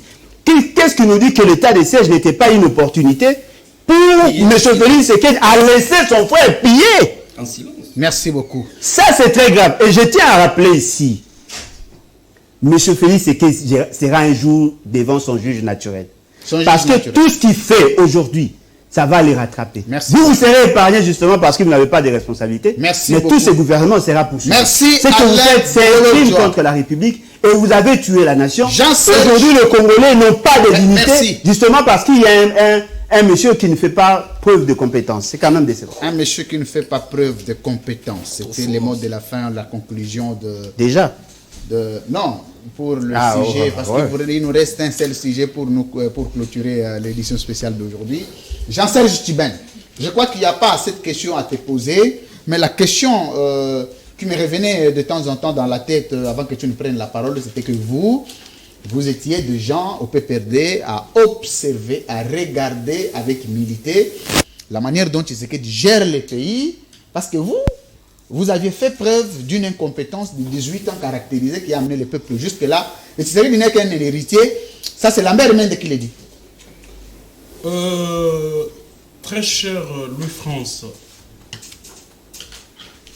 est-ce que nous devons nous mettre sur ces plateaux avec nos intelligences pour discuter sur la déclaration d'un monsieur comme Mende? Mende, c'est l'incarnation du vagabondage et de la sous-traitance. C'est quoi la sous-traitance? Je parlais En trop de la politique dans sous-traitance. notre pays. La sous-traitance. Mende, c'est un sous-traitant de souche, pour ne pas dire un sous-traitant né. Il reste intelligent. Mende est qui? Mende, c'est ces sous-traitants en quête de positionnement à l'Union sacrée pour sa survie politique. Non, même des PCA, je crois, il est PCA. Laissez-moi évoluer. D'un établissement public. Je vous dis que Mende, R20, hein, c'est un truc ces là. sous-traitants qui en quête de positionnement à l'Union sacrée pour sa survie politique. Il doit tirer sur sa famille politique, son ancienne famille politique. Il doit tirer sur l'église catholique. Mais malgré cela, Mende, c'est ces kabylistes qui a été kabiliste plus que les enfants de Kabila, si fallait Petit Laurent. Donc, Mende était plus que Mende Petit était Laurent. kabiliste plus que Maman Olive. Mende a cité le nom de Kabila. Nous pensions que Mende dormait d'ailleurs au salon de Joseph Kabila. Vous pensiez? Nous pensions à l'époque. Parce que Mende a cité le nom de Kabila plus que le nom de sa femme. Pendant qu'il était au FCC. Mais aujourd'hui, c'est le même qui a le kilo de cracher sur Kabila, de cracher sur le FCC. Nous n'allons pas nous occuper de Mende. C'est l'histoire. C'est la population qui va s'occuper de Mende. Parce que ce n'est pas un modèle. Mais nous disons ici. C'est quand même un président d'un parti politique connu, le CCI, parmi les forces actuelles à l'époque de Kabila et aujourd'hui au sein de l'Union sacrée. Je ne refuse pas. Il garde son verbe. Il garde son parti politique. Mais est-ce que Mende a encore du crédit vis-à-vis des Congolais? Qui a tiré ce crédit-là? La population. La population.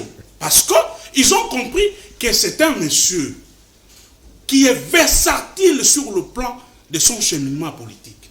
Mais ici, quand j'entends Pinda dire que M. Tshisekedi a hérité un bilan négatif de Kabila, mon compagnon de lutte, Jimmy Ketenga, a glissé. Votre compagnon de lutte? C'est mon compagnon de lutte. Un kabiliste permanent et convaincu. Il n'est pas comme Mende. Ah, peut-être il le sera demain, on ne sait Non, pas ce que j'ai l'avenir nous confiance en réserve. lui. Hein. Ça, c'est la nouvelle classe politique. Il dira demain que la politique Ça, est c'est dynamique. le renouvellement naturel des kabilistes convaincus comme nous étions là. On attendait que les sous-traitants, nous attendions que le transhumant parte pour qu'enfin le commandement du kabilisme soit conduit par les gens qui ont suivi Kabila par conviction. Jusqu'à quand? Jusqu'à ce que nous allons récupérer le pouvoir. Vous allez récupérer le pouvoir? Ah oui. Mais c'est qui votre candidat en Parce dernier temps? que l'UDPS nous a montré ses limites. Les candidats, on en parlera. Nous n'en sommes pas encore là. Mais je parle ici de la gestion du tâtonnement. Mon frère Pida, je t'apprécie bien. On ne cherche pas à postuler pour une élection, gagner les élections et commencer à se plaindre sur le dos de son prédécesseur. Parce que quand Kabila hérite ce pays, il devient président, nous n'avions pas un budget. On parlait de 100 millions de dollars. Nous n'avions pas une armée. Nous n'avions pas les cadres institutionnels que nous avons aujourd'hui. Nous n'avions pas les blocs normatifs que nous avions aujourd'hui. Mais Kabila n'a jamais dit que Mobutu était celui qui les bloquait pour qu'enfin il puisse travailler. Kabila a même travaillé avec Bemba. Il a même travaillé avec Azarias Soubert. En aucun jour, Kabila a dit que j'étais bloqué par Bemba, j'étais bloqué par Azarias Soubert, j'étais bloqué par... Donc vous pensez que Tshisekedi se plaint trop? Donc, ils sont dans une gestion très plaintive. Ils sont là, ils sont en train de tâtonner. Parce qu'aujourd'hui, quand vous prenez sur tout le plan de la gestion de la chose publique, 30 secondes. sur le plan économique, l'économie par terre, la diplomatie par terre, j'apprends ici que l'homme pour lequel le chef de l'État s'est déplacé jusqu'en Turquie, Erdogan, était ici en Angola. Oh. Oui, le président turc C'est quoi cette affaire? était ici en Angola. Mais lui, il est allé en À Turquie. 30 minutes de Kinshasa. Il est passé de l'Angola jusqu'à aller au Libéria, sautant Félix Tshisekedi. Il est en train d'attendre Mais là-bas. vous, si vous prenez les millions de Congolais pour voyager, allez voir Erdogan. Et quand vous prenez la parole, vous saluez Erdogan au nom et pour le compte de votre épouse. Merci. Merci, C'est une honte. Jean-Serge Cette Tchiben. honte, les Congos de Lumumba, les Congos de Bouankem, les Congos de Mouzé ne méritent pas de vivre cet amateurisme au sommet de l'État. Merci beaucoup. Mais toi, tu n'as pas un autre nom à part Tchiben là. Est-ce que tu n'as pas un autre comme Kouzike, Sampinda? Je réponds au nom de Tchiben Zakwissa, Jean-Serge. Jean-Serge Tchiben Zakwissa. Zakwissa. Mais ce nom n'apparaît pas trop. Il ne faut pas attendre que demain, qu'on te tâte d'un étranger. Il faut déjà commencer à faire la promotion. Je suis de lui. un round de sang. En round, mon nom c'est Tchiben Tchakouiz. Merci. Merci. Jean-Serge Tchiben. Égal à lui-même. Madame Arlette Odia, nous sommes en train d'aller vers la fin de cette édition spéciale. Vous aviez entendu les réactions de vos co-débatteurs ici. Nous étions en train de parler des leçons de gestion qui ne peuvent pas venir de l'UDP. Comment? Du FCC. On accepterait que ça vienne des autres personnes et non du FCC. Et vous avez des choses aussi à toiletter, si vous en avez. Vous avez vos 2 minutes.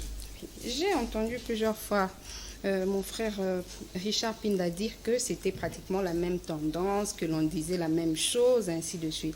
Mais quelle idée avez-vous de la société civile? La société civile fait de plaidoyer en vue d'une bonne gouvernance. Est-ce qu'aujourd'hui on peut dire que le pays est correctement gouverné?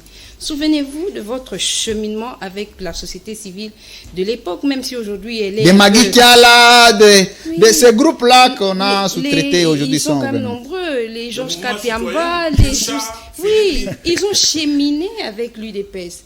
Aujourd'hui, ils devraient continuer à défendre l'intérêt du peuple. Il ne faudrait pas que quand la société civile formule des recommandations, fait de plaidoyer pour obtenir l'amélioration de conditions de vie du peuple, que vous considérez qu'il est du FCC ou qu'il est de l'opposition. Mais alors, on peut aussi dire que nous jouons pratiquement le même rôle dans la société, mais pour des objectifs différents. Les partis politiques de l'opposition critiquent, n'est-ce pas, et font de contre-propositions dans le sens de conquérir le pouvoir. Mais la société civile fait exactement la même chose, dans le sens simplement d'amener le gouvernant à ce qu'il n'aurait dû jamais oublier, servir le peuple et seulement cela. Mais non, en tant que société civile, je vous entends parler d'un principe du droit international, l'autodétermination du peuple, parce que vous estimez que la communauté internationale est complice. Vous évoquez même l'exemple du Sud-Soudan. C'est là qu'on va se poser la question, est-ce que votre souhait et de voir le pays être balkanisé, ou comment vous aurez la parole, vous allez nous expliquer. Parce que M. Alain Bolodjoa vous a même dit ici qu'il comprend qu'il était juste question d'écarter, n'est-ce pas, le Nord Kivu ou l'Est du pays pour l'exploiter. Sinon, que vient faire cette illustration de l'autodétermination? Je voudrais bien écouter votre réaction et ça va beaucoup nous aider. Mais maintenant, quand on parle de repousser, vous encouragez l'armée congolaise d'avoir repoussé les forces. Est-ce que par là, on peut aussi comprendre, c'est reconnaître la défaillance de l'état de siège? Parce que j'imagine que si l'état de siège fonctionnait convenablement, on ne tomberait pas dans le cas de ces genres d'incursions. Parce que sinon, ces policiers, ces militaires qui ont été déployés sur ces zones de la République, ils sont là pourquoi? Si ce n'est seulement pour ne veiller constamment à l'intégrité territoriale du pays. C'est ça, ces questions qui, je ne me le pose pas seulement. Le peuple aussi qui vous suit, vous les pose. On a dit Kagame. Mais Kagame a menacé de suspendre la publication des résultats de la Cour constitutionnelle ici. Il est venu en tant que président ou vice-président de la situation. Non, président en exercice de l'Union africaine. Ouais. Si Kabila n'avait pas tenu tête à cette époque à ce président de l'Union africaine, on allait se soumettre. Mais je me demande si l'UDPS... Peut-être que Tshisekedi ne serait pas président. Je me demande si l'UDPS serait aujourd'hui au pouvoir. D'ailleurs, grâce au général Kaimbi qui, de reste mémoire, est mort dans des conditions non je n'ai jamais compris pourquoi à chaque fois l'on devrait condamner le président Joseph Kabila pour avoir tenu tête. Le président avait dit qu'il est mort d'étranglement, il s'est suicidé. Pour avoir tenu tête à ces gens-là. Pourquoi aujourd'hui l'UDPS ne peut pas nous faire la gentillesse de rester autant rigoureux? Voilà votre passivité. C'est à quoi ça amène le pays? Des incursions, tantôt des injures, tantôt de la légèreté dans le langage de la part. Vous savez, c'est un fils de Dieu. C'est un agneau de Dieu, vous savez, il va quand même à Philadelphie. Oui, mais entre-temps... Il est différent de Kabila qu'on n'a jamais connu l'église. Hein. On ne peut pas aller à l'église et piller son peuple via rame. Mais entre-temps, je voudrais aussi revenir brièvement sur ce qui a été dit. Une minute, 30 secondes, madame. Là, la situation d'aujourd'hui n'est pas créée par le président Tshisekedi. Il n'a pas commencé avec le président Tshisekedi. Et est-ce que par là, on doit dire qu'on n'a pas de questions à poser, qu'il n'a pas de compte à rendre, parce que ce n'est pas lui qui a été à la base de la situation, selon lui. Mais entre-temps, La réponse est celle du président Tshisekedi lui-même. Vous avez dit ici qu'il disait, une fois au pouvoir, il rétablirait l'autorité de l'État à l'est du pays, il mettrait fin à la Et il ne serait vrai président que le jour où il va pacifier l'est du pays. Justement, mais quand je dis que l'état de siège, c'est justement pour faire cette enquête-là, mettre en place. Mais l'objectif, c'est lequel? Sur ce point de vue, on ne se contredit pas. Vous dites pour restaurer l'autorité de l'État. Mais c'est ça que je dis. L'état de siège, il s'est mis en place à partir du moment où l'État ne sait plus fonctionner normalement. Merci beaucoup, et que madame. Automatiquement se pose ça. Je suis en train de chuter en disant que... dans la langue maternelle des filles, là, vous comprendrez mieux. Je suis en train de chuter en disant Il faut lui donner quand même quelques minutes, que pourquoi on doit Parce qu'elle a demander, moins parlé. pourquoi on doit demander la suite, n'est-ce pas, de la fin des tueries à l'Est au président Félix Tshisekedi. Vous savez pourquoi Kamer et Sami Jamal sont en prison? C'est essentiellement parce qu'ils s'étaient engagés. Je rappelle et que vous donné à la étiez République- avocate de Kamere. Merci. Vous l'êtes toujours, madame? Non, de Sami Jamal. Oh, de Sami Jamal. Vous l'êtes toujours? Je le suis, on continue à espérer à sa liberté. On pense que cette fois-là, Oh, les on autorités a- le J'ai fait une comprendront. petite digression. On avait vu une vidéo qu'il était à l'étranger. Non. Pas du tout. Il continue à Il est en souffrir. En prison, à 85 ans, imaginez. Vous savez... Vous allez quand même le voir de Il- temps en temps. Ces agitations-là, Oui, oui, oui. non, De temps en laissez-moi. temps, je le vois. Il en parle toujours bien quand il vous voit, il est maintenant Mais calme. il est de plus en plus moribond. Comment il en Il parlerait? est très agité. Imaginez, Sami Jamal. il a pratiquement le même âge. Laissez-moi faire une illustration. Allez-y, Il a madame. pratiquement le même âge que le président Étienne Tshisekedi au moment où il mourait. Qui peut accepter qu'à l'âge du président Étienne Tshisekedi, qu'il soit incarcéré? Mais pourquoi, si on ne peut pas l'accepter pour Étienne Tshisekedi, pourquoi on doit rester autant insensible face à l'incarcération et aux cris de détresse d'un vieillard? Dis, de je cet suis âge? innocent. On reviendra. Je suis dans. Chamal Mais pensait je que voudrais quand il vous dit je suis dire- innocent, on le laisse. Pourquoi ils sont en prison? C'est parce qu'ils avaient rassuré au peuple qu'en 100 jours, Ouais. ils produiraient 4500 maisons. Mhm. Ce n'est pas après avoir, n'est-ce pas, perçu l'argent que vous dites non, 4500 c'est trop. Au départ, vous vous êtes engagé qu'en 100 jours, on livrerait, n'est-ce pas, 4500 maisons. Est-ce que le président De avait la même Le manière- président avait. Je De vous la relance, même madame. manière, le Excusez-moi. président de la Je vais vous République laisser qui a avancer. trouvé une guerre, n'est-ce pas, à l'est du pays, qui avait fait autant de temps, il disait qu'à son arrivée au pouvoir, il mettrait fin à ces tueries. Qu'ils comprennent les revendications. du Est-ce que le président avait et sa ses part de exigences. responsabilité pénale dans l'affaire 100 jours? On en parlera. Merci. Le mieux à faire ici. Merci, madame. Et l'intérêt de l'illustration, c'est que quand quelqu'un s'est engagé, il doit comprendre qu'il en découle une responsabilité et notamment rétablir la paix à l'est du pays sans Merci. forcément nous rappeler qu'elle date d'il y a 18 ans, 23 ans, certains même parlent de 60 ans. Arlette Odiaka Chama, c'est un parti politique? C'est Ou une un jour ça structure- peut devenir un parti politique? C'est une ASBEL, c'est une structure de la société civile et le fait Avec les ambitions de devenir un parti? Le fait de devenir un parti politique ne dépendra pas de moi. Il De votre dépendra bureau politique. d'une part de membres de la structure et d'autre part de la charge que le peuple voudra bien nous confier. Merci beaucoup. On reviendra ici pour savoir le jour où elle deviendra parti politique. Arlette Merci. Odia. Si c'est une bénédiction, on la reçoit. Oui, comme on va toujours. Mais on sait que les sociétés civiles deviennent toujours les partis politiques au Congo. Maître Mpinda, toujours calme et serein, égal à lui-même. Vous étiez en train de prendre note de suivre chacun dans ses. Et il ne faut pas que quelqu'un l'embête parce que lui aussi va prendre ses 2 minutes et puis on va clôturer l'émission. Non, pas 2 minutes, papa. Combien vous voulez Avant combien? Tangelayo. Non, non, non. Allez-y, Non, Maître sérieux. Mpinda, allez-y, vous Ok, avez la parole. Allez-y. ok. Faut pas jouer à ça avec moi. Hein? Ok. Je voudrais commencer par la dernière préoccupation et revenir par de suite. Très bien. Il a été dit ici, elle dit avoir été avocate de Jamal, ce qui est vrai, pour avoir travaillé à côté de Kayoudi pendant ce temps-là. Je vous informe que je connais les méandres de tout ce qui en est arrivé pour qu'on ait la condamnation qu'il y a eu. Je ne suis S'il pas vous dans plaît, les faits s'il vous juridiques. plaît, Je s'il suis vous dans plaît, les faits s'il vous politiques. plaît, Oui, s'il vous je plaît. suis dans les faits S'il vous politiques. Elle a parlé de l'administration. S'il vous plaît. Elle a parlé bonnement. Je vous convierai même. Ok, elle a été avocate. Elle prend le dossier sur un plateau de votre choix, où vous voulez. Ok, je démontrerai noir sur blanc l'implication de Jamal et aussi l'implication, j'ai dit bien l'implication criminelle de Djamal et de Vital Kamerhe. Attendons ce moment-là. Ok. Je peux prendre. Alors, on reviendra. S'il vous plaît. Ok. Allez, Bolo, il peut démontrer aussi la responsabilité de Félix Il n'y a Tshisekedi. pas de souci. Ok. Allez. Pas de souci là-dessus. Ok? Oui, Maître Mpinda. Vous nous prenez un rendez-vous. C'est parti. Il n'y a pas de Je problème. suis parti. L'intitulé est simple. Oh. Les programmes d'urgence de 100 jours de qui? C'est tout, du chef de l'État.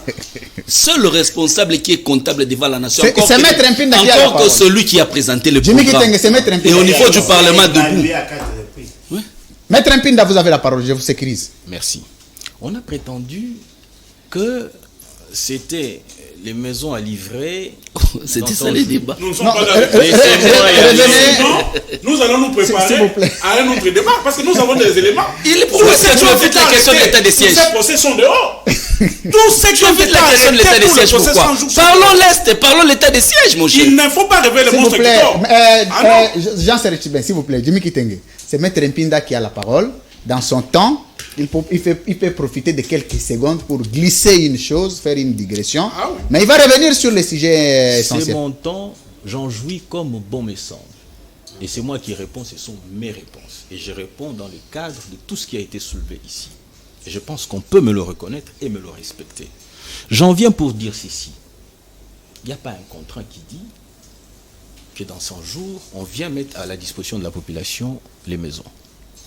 Cette comparaison insultante d'un criminel condamné en la personne de Djamal ne peut pas être faite à l'égard de Tshisekedi. Mais C'est revenez pas maintenant, les mêmes valeurs. S'il vous revenez plaît, maintenant au s'il vous sujet. plaît, Sinon, s'il vous allez vous plaît. soulever un débat autour S'il vous du plaît, 100 s'il vous jours. plaît.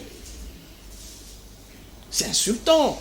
On ne peut pas prendre un criminel en prison condamné pour avoir détourné l'argent de la République, mon argent, ton argent, notre argent, et le comparer à une personne qui a combattu pour la République. A-t-il jaloux il y a su un détournement? S'il vous plaît, allez, Bolo, c'est Maître. Cher Bolodjoa, cher Bolodjoa, cher Bolodjoa, cher Bolodjoa, cher Bolodjoa, cher Bolodjoa. Donné à un ancien ministre de l'Intérieur, cet argent aussi a été détourné. N'oubliez pas. Cher Bolodjoa, vous savez, au départ, je vous caricaturer comme un homme intelligent. Mais la haine qui vous habite nous amène au point de Maître voir Mpinda, une autre personne en vous. S'il vous plaît. Puisque, s'il vous plaît, s'il vous plaît, s'il vous plaît, s'il vous plaît, Alain s'il vous Bolodjoa. plaît. Alain Bolodjoa. Je reprends la parole. D'abord, je n'ai même pas droit à la parole. Attendez. Vous avez participé à la gestion 15 ans.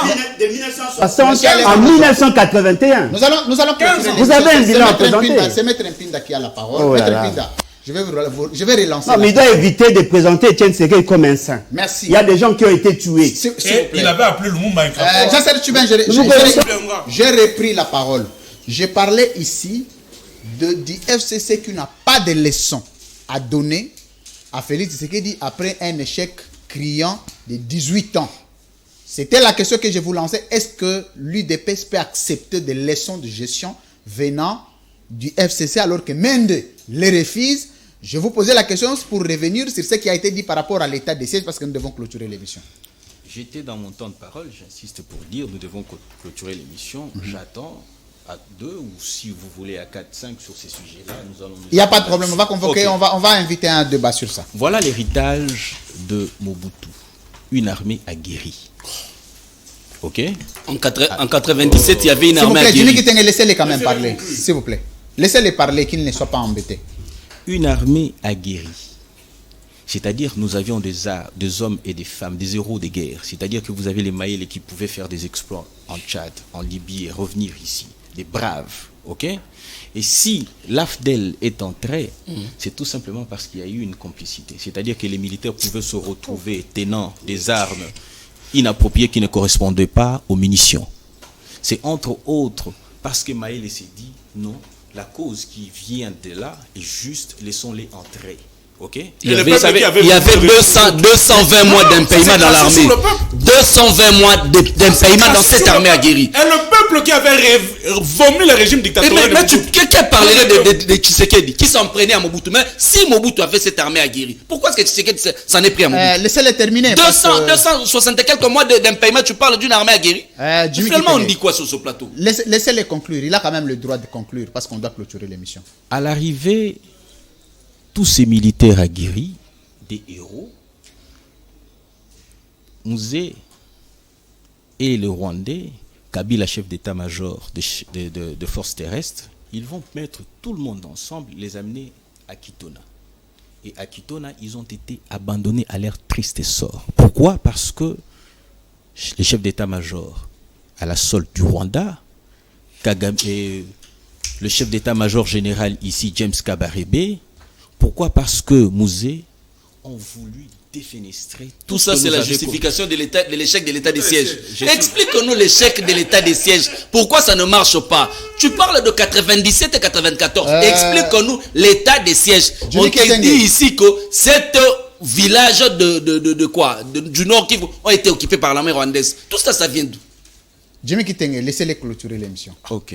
Donc, je disais qu'on en est venu au point où vous avez un brave, c'est-à-dire un Mamadou Ndala qui s'est dit il faut aller jusque là-bas. Et il pointait du doigt le Rwanda et on l'a abattu. Ok? Qui vous avez un Bouza Mabé, héros national. Il est mort par empoisonnement. Pourquoi? Parce qu'il voyait la cause de l'État. Parce qu'il se disait que c'est l'État ou rien. Voilà comment vous avez défenestré cette armée. C'est-à-dire que les éléments... Non, s'il vous plaît. Si tu pouvez nous donner les profils de l'actuel ministre de la Défense, s'il vous plaît, vous comprendrez beaucoup. S'il vous plaît. S'il vous plaît. S'il vous plaît. S'il vous plaît. Je ne justifie rien. Maître Mpinda, je suis entré. Je voudrais qu'on... S'il vous plaît. S'il vous plaît. S'il vous plaît. Laissez-les terminer. Laissez-les terminer. Maître Mpinda, je vous ajoute 30 secondes. Merci beaucoup. Je voudrais dire ici, on ne peut pas prétendre n'avoir pas connu des faits ou ne pas évoquer les passés pour dire que non, on ne justifie pas l'héritage ainsi de suite, tout ça. Nous sommes régis par un seul principe, c'est celui de la continuité de l'État. C'est-à-dire qu'ici, ok, la République démocratique du Congo n'est pas née en 2018. La République démocratique du Congo est née bien avant. C'est-à-dire que si nous avions une armée bien préparée, si nous avions une armée conséquente, nous n'en serions pas là. Merci beaucoup. C'est-à-dire que les frontières que nous avons aujourd'hui qui sont devenues poreuses, merci beaucoup, requièrent de nous. Vous savez, excusez-moi s'il vous plaît. Nous disons à l'est de la République, au nord et sud Kivu, c'est 26 ans d'instabilité.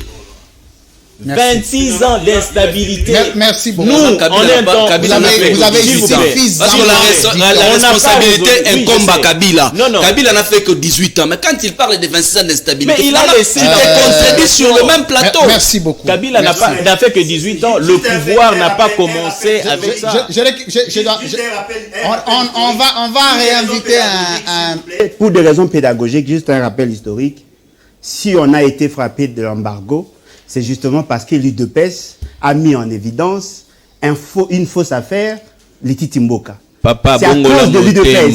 L'UDPS a été utilisé justement pour que nous soyons en embargo et le pillage, la désarticulation de l'économie par le pillage. Et vous en êtes responsable. Voyez-vous, vous en êtes responsable parce que l'embargo, c'est à cause de vous.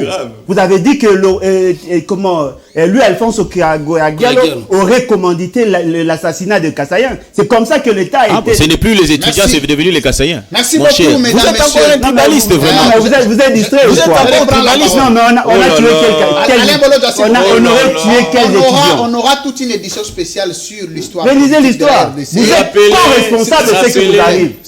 Maître Mpinda, j'ai récupéré la parole, s'il vous plaît. Mesdames, messieurs, il faut savoir atterrir en beauté, en douceur. Il ne faut pas laisser à la maison les gens l'impression que c'est ce genre de débat qui se termine en queue de poisson. L'UDPS n'a pas droit à la parole. Merci beaucoup, mesdames, messieurs. Vous étiez en train de suivre. Il nous reste un sujet, on ne saura pas l'aborder. On va projeter une nouvelle édition spéciale sur l'envahissement de nos enfants. le système éducatif est poignardé. Les enfants ont envahi le palais du peuple aujourd'hui pour réclamer le départ de la gratuité de l'enseignement. Une décision irresponsable, irréfléchie et propagandiste. La gratuité de l'enseignement a apporté le malheur au système éducatif. Les enfants ne savent pas aller à l'école, des grèves à gauche, des grèves à droite. Jusqu'à aujourd'hui, on ne saura pas. Déjà avec Covid, on n'a pas respecté les calendriers scolaires. Les enfants ont étudié la moitié des jours de l'année sur le 222 jours. Les enfants n'avaient étudié à peine que 140 ou 150 jours. Déjà, je ne vois pas un enfant qui peut être un diplômé aguerri, qui peut défendre les pays avec 140 jours. Et aujourd'hui, pour rattraper ça en cette année, c'est encore la même chose. Les enfants étaient allés au palais du peuple pour réclamer. Les parents sont capables de payer les frais pourvu que les enfants étudient normalement. Merci beaucoup. Je recevais pour vous, pour l'édition spéciale d'aujourd'hui, Jean-Serge Tchiben. Kabiliste convaincu et permanent. Il est kabiliste convaincu et permanent.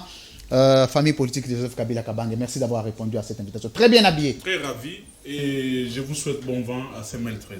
Mais comment l'opposition peut s'habiller comme ça? L'opposition ne s'habille pas comme ça. Non, nous incarnons la gestion des 18 ans et comme nous savons gérer, nous on a laissé les réserves d'échange, on avait un peu quelque chose laissé à côté pour continuer la lutte. Pour continuer la vie d'abord. Ah oui. Alain Bolodjoa, il est le président du BAT. Les BAT. Le BAT, il est un libre penseur, proche de l'opposition. Merci d'avoir été le nôtre pour cet après-midi. C'est moi. Merci beaucoup à Jimmy Kitenge, encore un nouveau kabiliste ou un kabiliste de plus convaincu et permanent. Les gens qui tiennent maintenant la communication de Joseph Kabila. Est-ce que vous l'avez déjà rencontré, Jimmy Kitenge? Évidemment, à 2 reprises, nous avons été reçus par l'autorité, moi et Jean-Serge Tchiben. Vous deux, à deux? À 2 reprises. Vous deux? À deux, nous étions à 3. Bon, il y a... à 2 avec Jimmy Kitenge, avec les chefs. Avec les chefs. Sans intermédiaire. Hein. Sans intermédiaire. Ah oui. Donc aujourd'hui, vous êtes ancré. Vous êtes dans les derniers rouages. Nous avons toujours été avec Kabila, nous avons toujours été au PPRD depuis 2005. Mais on dirait que compagnon de lui. Il y a un mouvement aujourd'hui, vous au parti, dans votre parti, avec Jimmy Ngalassi et tout. Notre parti, c'est un parti de disciplinés, il n'y a rien. Jimmy Ngalassi n'est pas discipliné. Notre parti, c'est un parti de disciplinés dont le président national est Joseph Kabila, le secrétaire permanent Emmanuel Ramazani Chadari. Merci. À ma gauche, c'était Madame Arleto Diakachama. Elle est le président de CEDUC, une structure de la société civile. Elle est juriste, elle est avocate.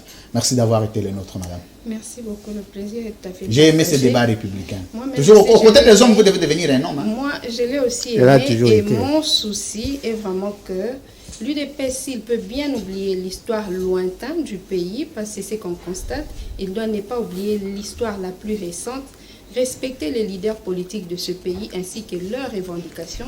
Ça va nous amener à la cohésion nationale. C'est dans ces circonstances que le pays va se développer. Et à l'élégance politique aussi. Surtout. Merci beaucoup. Maître Richard Mpinda, il était à ma gauche. Il est aussi avocat, mais il est communicateur du parti présidentiel UDPS Signon pour la démocratie et le progrès social de Félix Tshisekedi, aujourd'hui tenu par Jean-Marc Kabunda. Comment il va? Jean-Marc Kabunda. 520 gigas. En tout cas, je n'ai pas de ses nouvelles, mais je sais qu'il doit bien aller, parce que je ne l'ai pas rencontré récemment ici.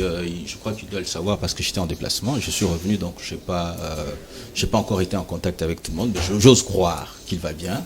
Et je souhaite qu'il aille. Comment vous avez réglé les problèmes de vos textes là? À l'époque, on avait dit que vous avez un problème très sérieux des textes à l'IDPS. On ne sait pas quel est le camp qui est légitime à l'IDPS. Il y a les camps de... Comment on appelle, de Peter Kazadi, de Jacques Chabani, de Paul Chilungu, de l'autre côté Kabouya, Kabound. Comment vous avez réglé ces problèmes? Ok. Vous dites comment nous avons réglé ces problèmes-là. Ok. C'est un problème du parti de l'UDPS, c'est-à-dire que ça a été réglé à l'interne, à la manière de l'UDPS. Ça ne vous concerne pas. Qui s'est répercuté en violation des textes qui régissent et qui s'est répercuté sur la vie de la nation, parce que autant les textes de la République ne sont pas... À l'époque, le président AI était indécis. Aujourd'hui, il est gradué. Donc la compréhension les problèmes des partis politiques nous concernent. Vous avez soulevé une question à laquelle je voudrais réagir, s'il vous plaît. S'il vous plaît. Vous avez réagi, vous avez dit que... S'il vous plaît. l'UDPS ne gère pas la République. L'UDPS a mandaté les gestionnaires. Quand on accède à la fonction de la République, on cesse d'être membre d'un parti. Mais pourtant, le conflit entre Alingueti et Tony Mwaba, c'est géré par Kabouya. Non, mais ça, c'est rien. Félix Sekela a financé les activités de votre parti. Nous avons les Jean-Marc audios. Kaboun continue à être président du parti. Il est premier vice-président de l'Assemblée nationale. Pardon? Il continue à être président du parti et premier vice-président de On l'Assemblée. cesse d'être. Le cas On le sait plus lorsqu'on- éloquent, c'est le cas lorsqu'on de est Thierry chef de Ridos, corps. Alingueti et Tony Mwaba, Et il n'est- assis devant Kabouya et Kaboun, à l'imiter. Merci, c'était On a bien. élégant. Non, non, C'était s'il vous plaît. élégant, S'il Les cas les plus éloquents. souffrez que je. que Oui, oui, vous- allez-y, en fait, allez-y. pourquoi vous êtes agité quand je dois Nous ne prendre la sommes pas parole? agités. Je vous fais mal à ce point, Non, vraiment. non, non, non. Pouvoir de la honte. Écoutez, voilà ce que j'ai dit. Vous savez, c'est cette confusion, ok, que vous entretenez, qui vous met en très mauvaise posture. Vous avez entretenu la confusion pendant 18 ans. Vous avez fait la communication de la haine. L'émission est terminée, mesdames, messieurs. Le rendez-vous est pris pour Nous sommes dans le fait. la semaine ici. On va encore relancer une nouvelle Ça, édition c'est pas spéciale. moi. Mais demain, On va m'amener dans ça. Vous avez Attends de fait retrouver un autre 15 gars de l'UDPS pour faire ça. Au revoir. Ça, c'est Vous pas n'avez moi. pas à nous dire ça. Allez voir un autre gars de Vous avez l'UDPS pour déjà faire ça. pendant 18 ans.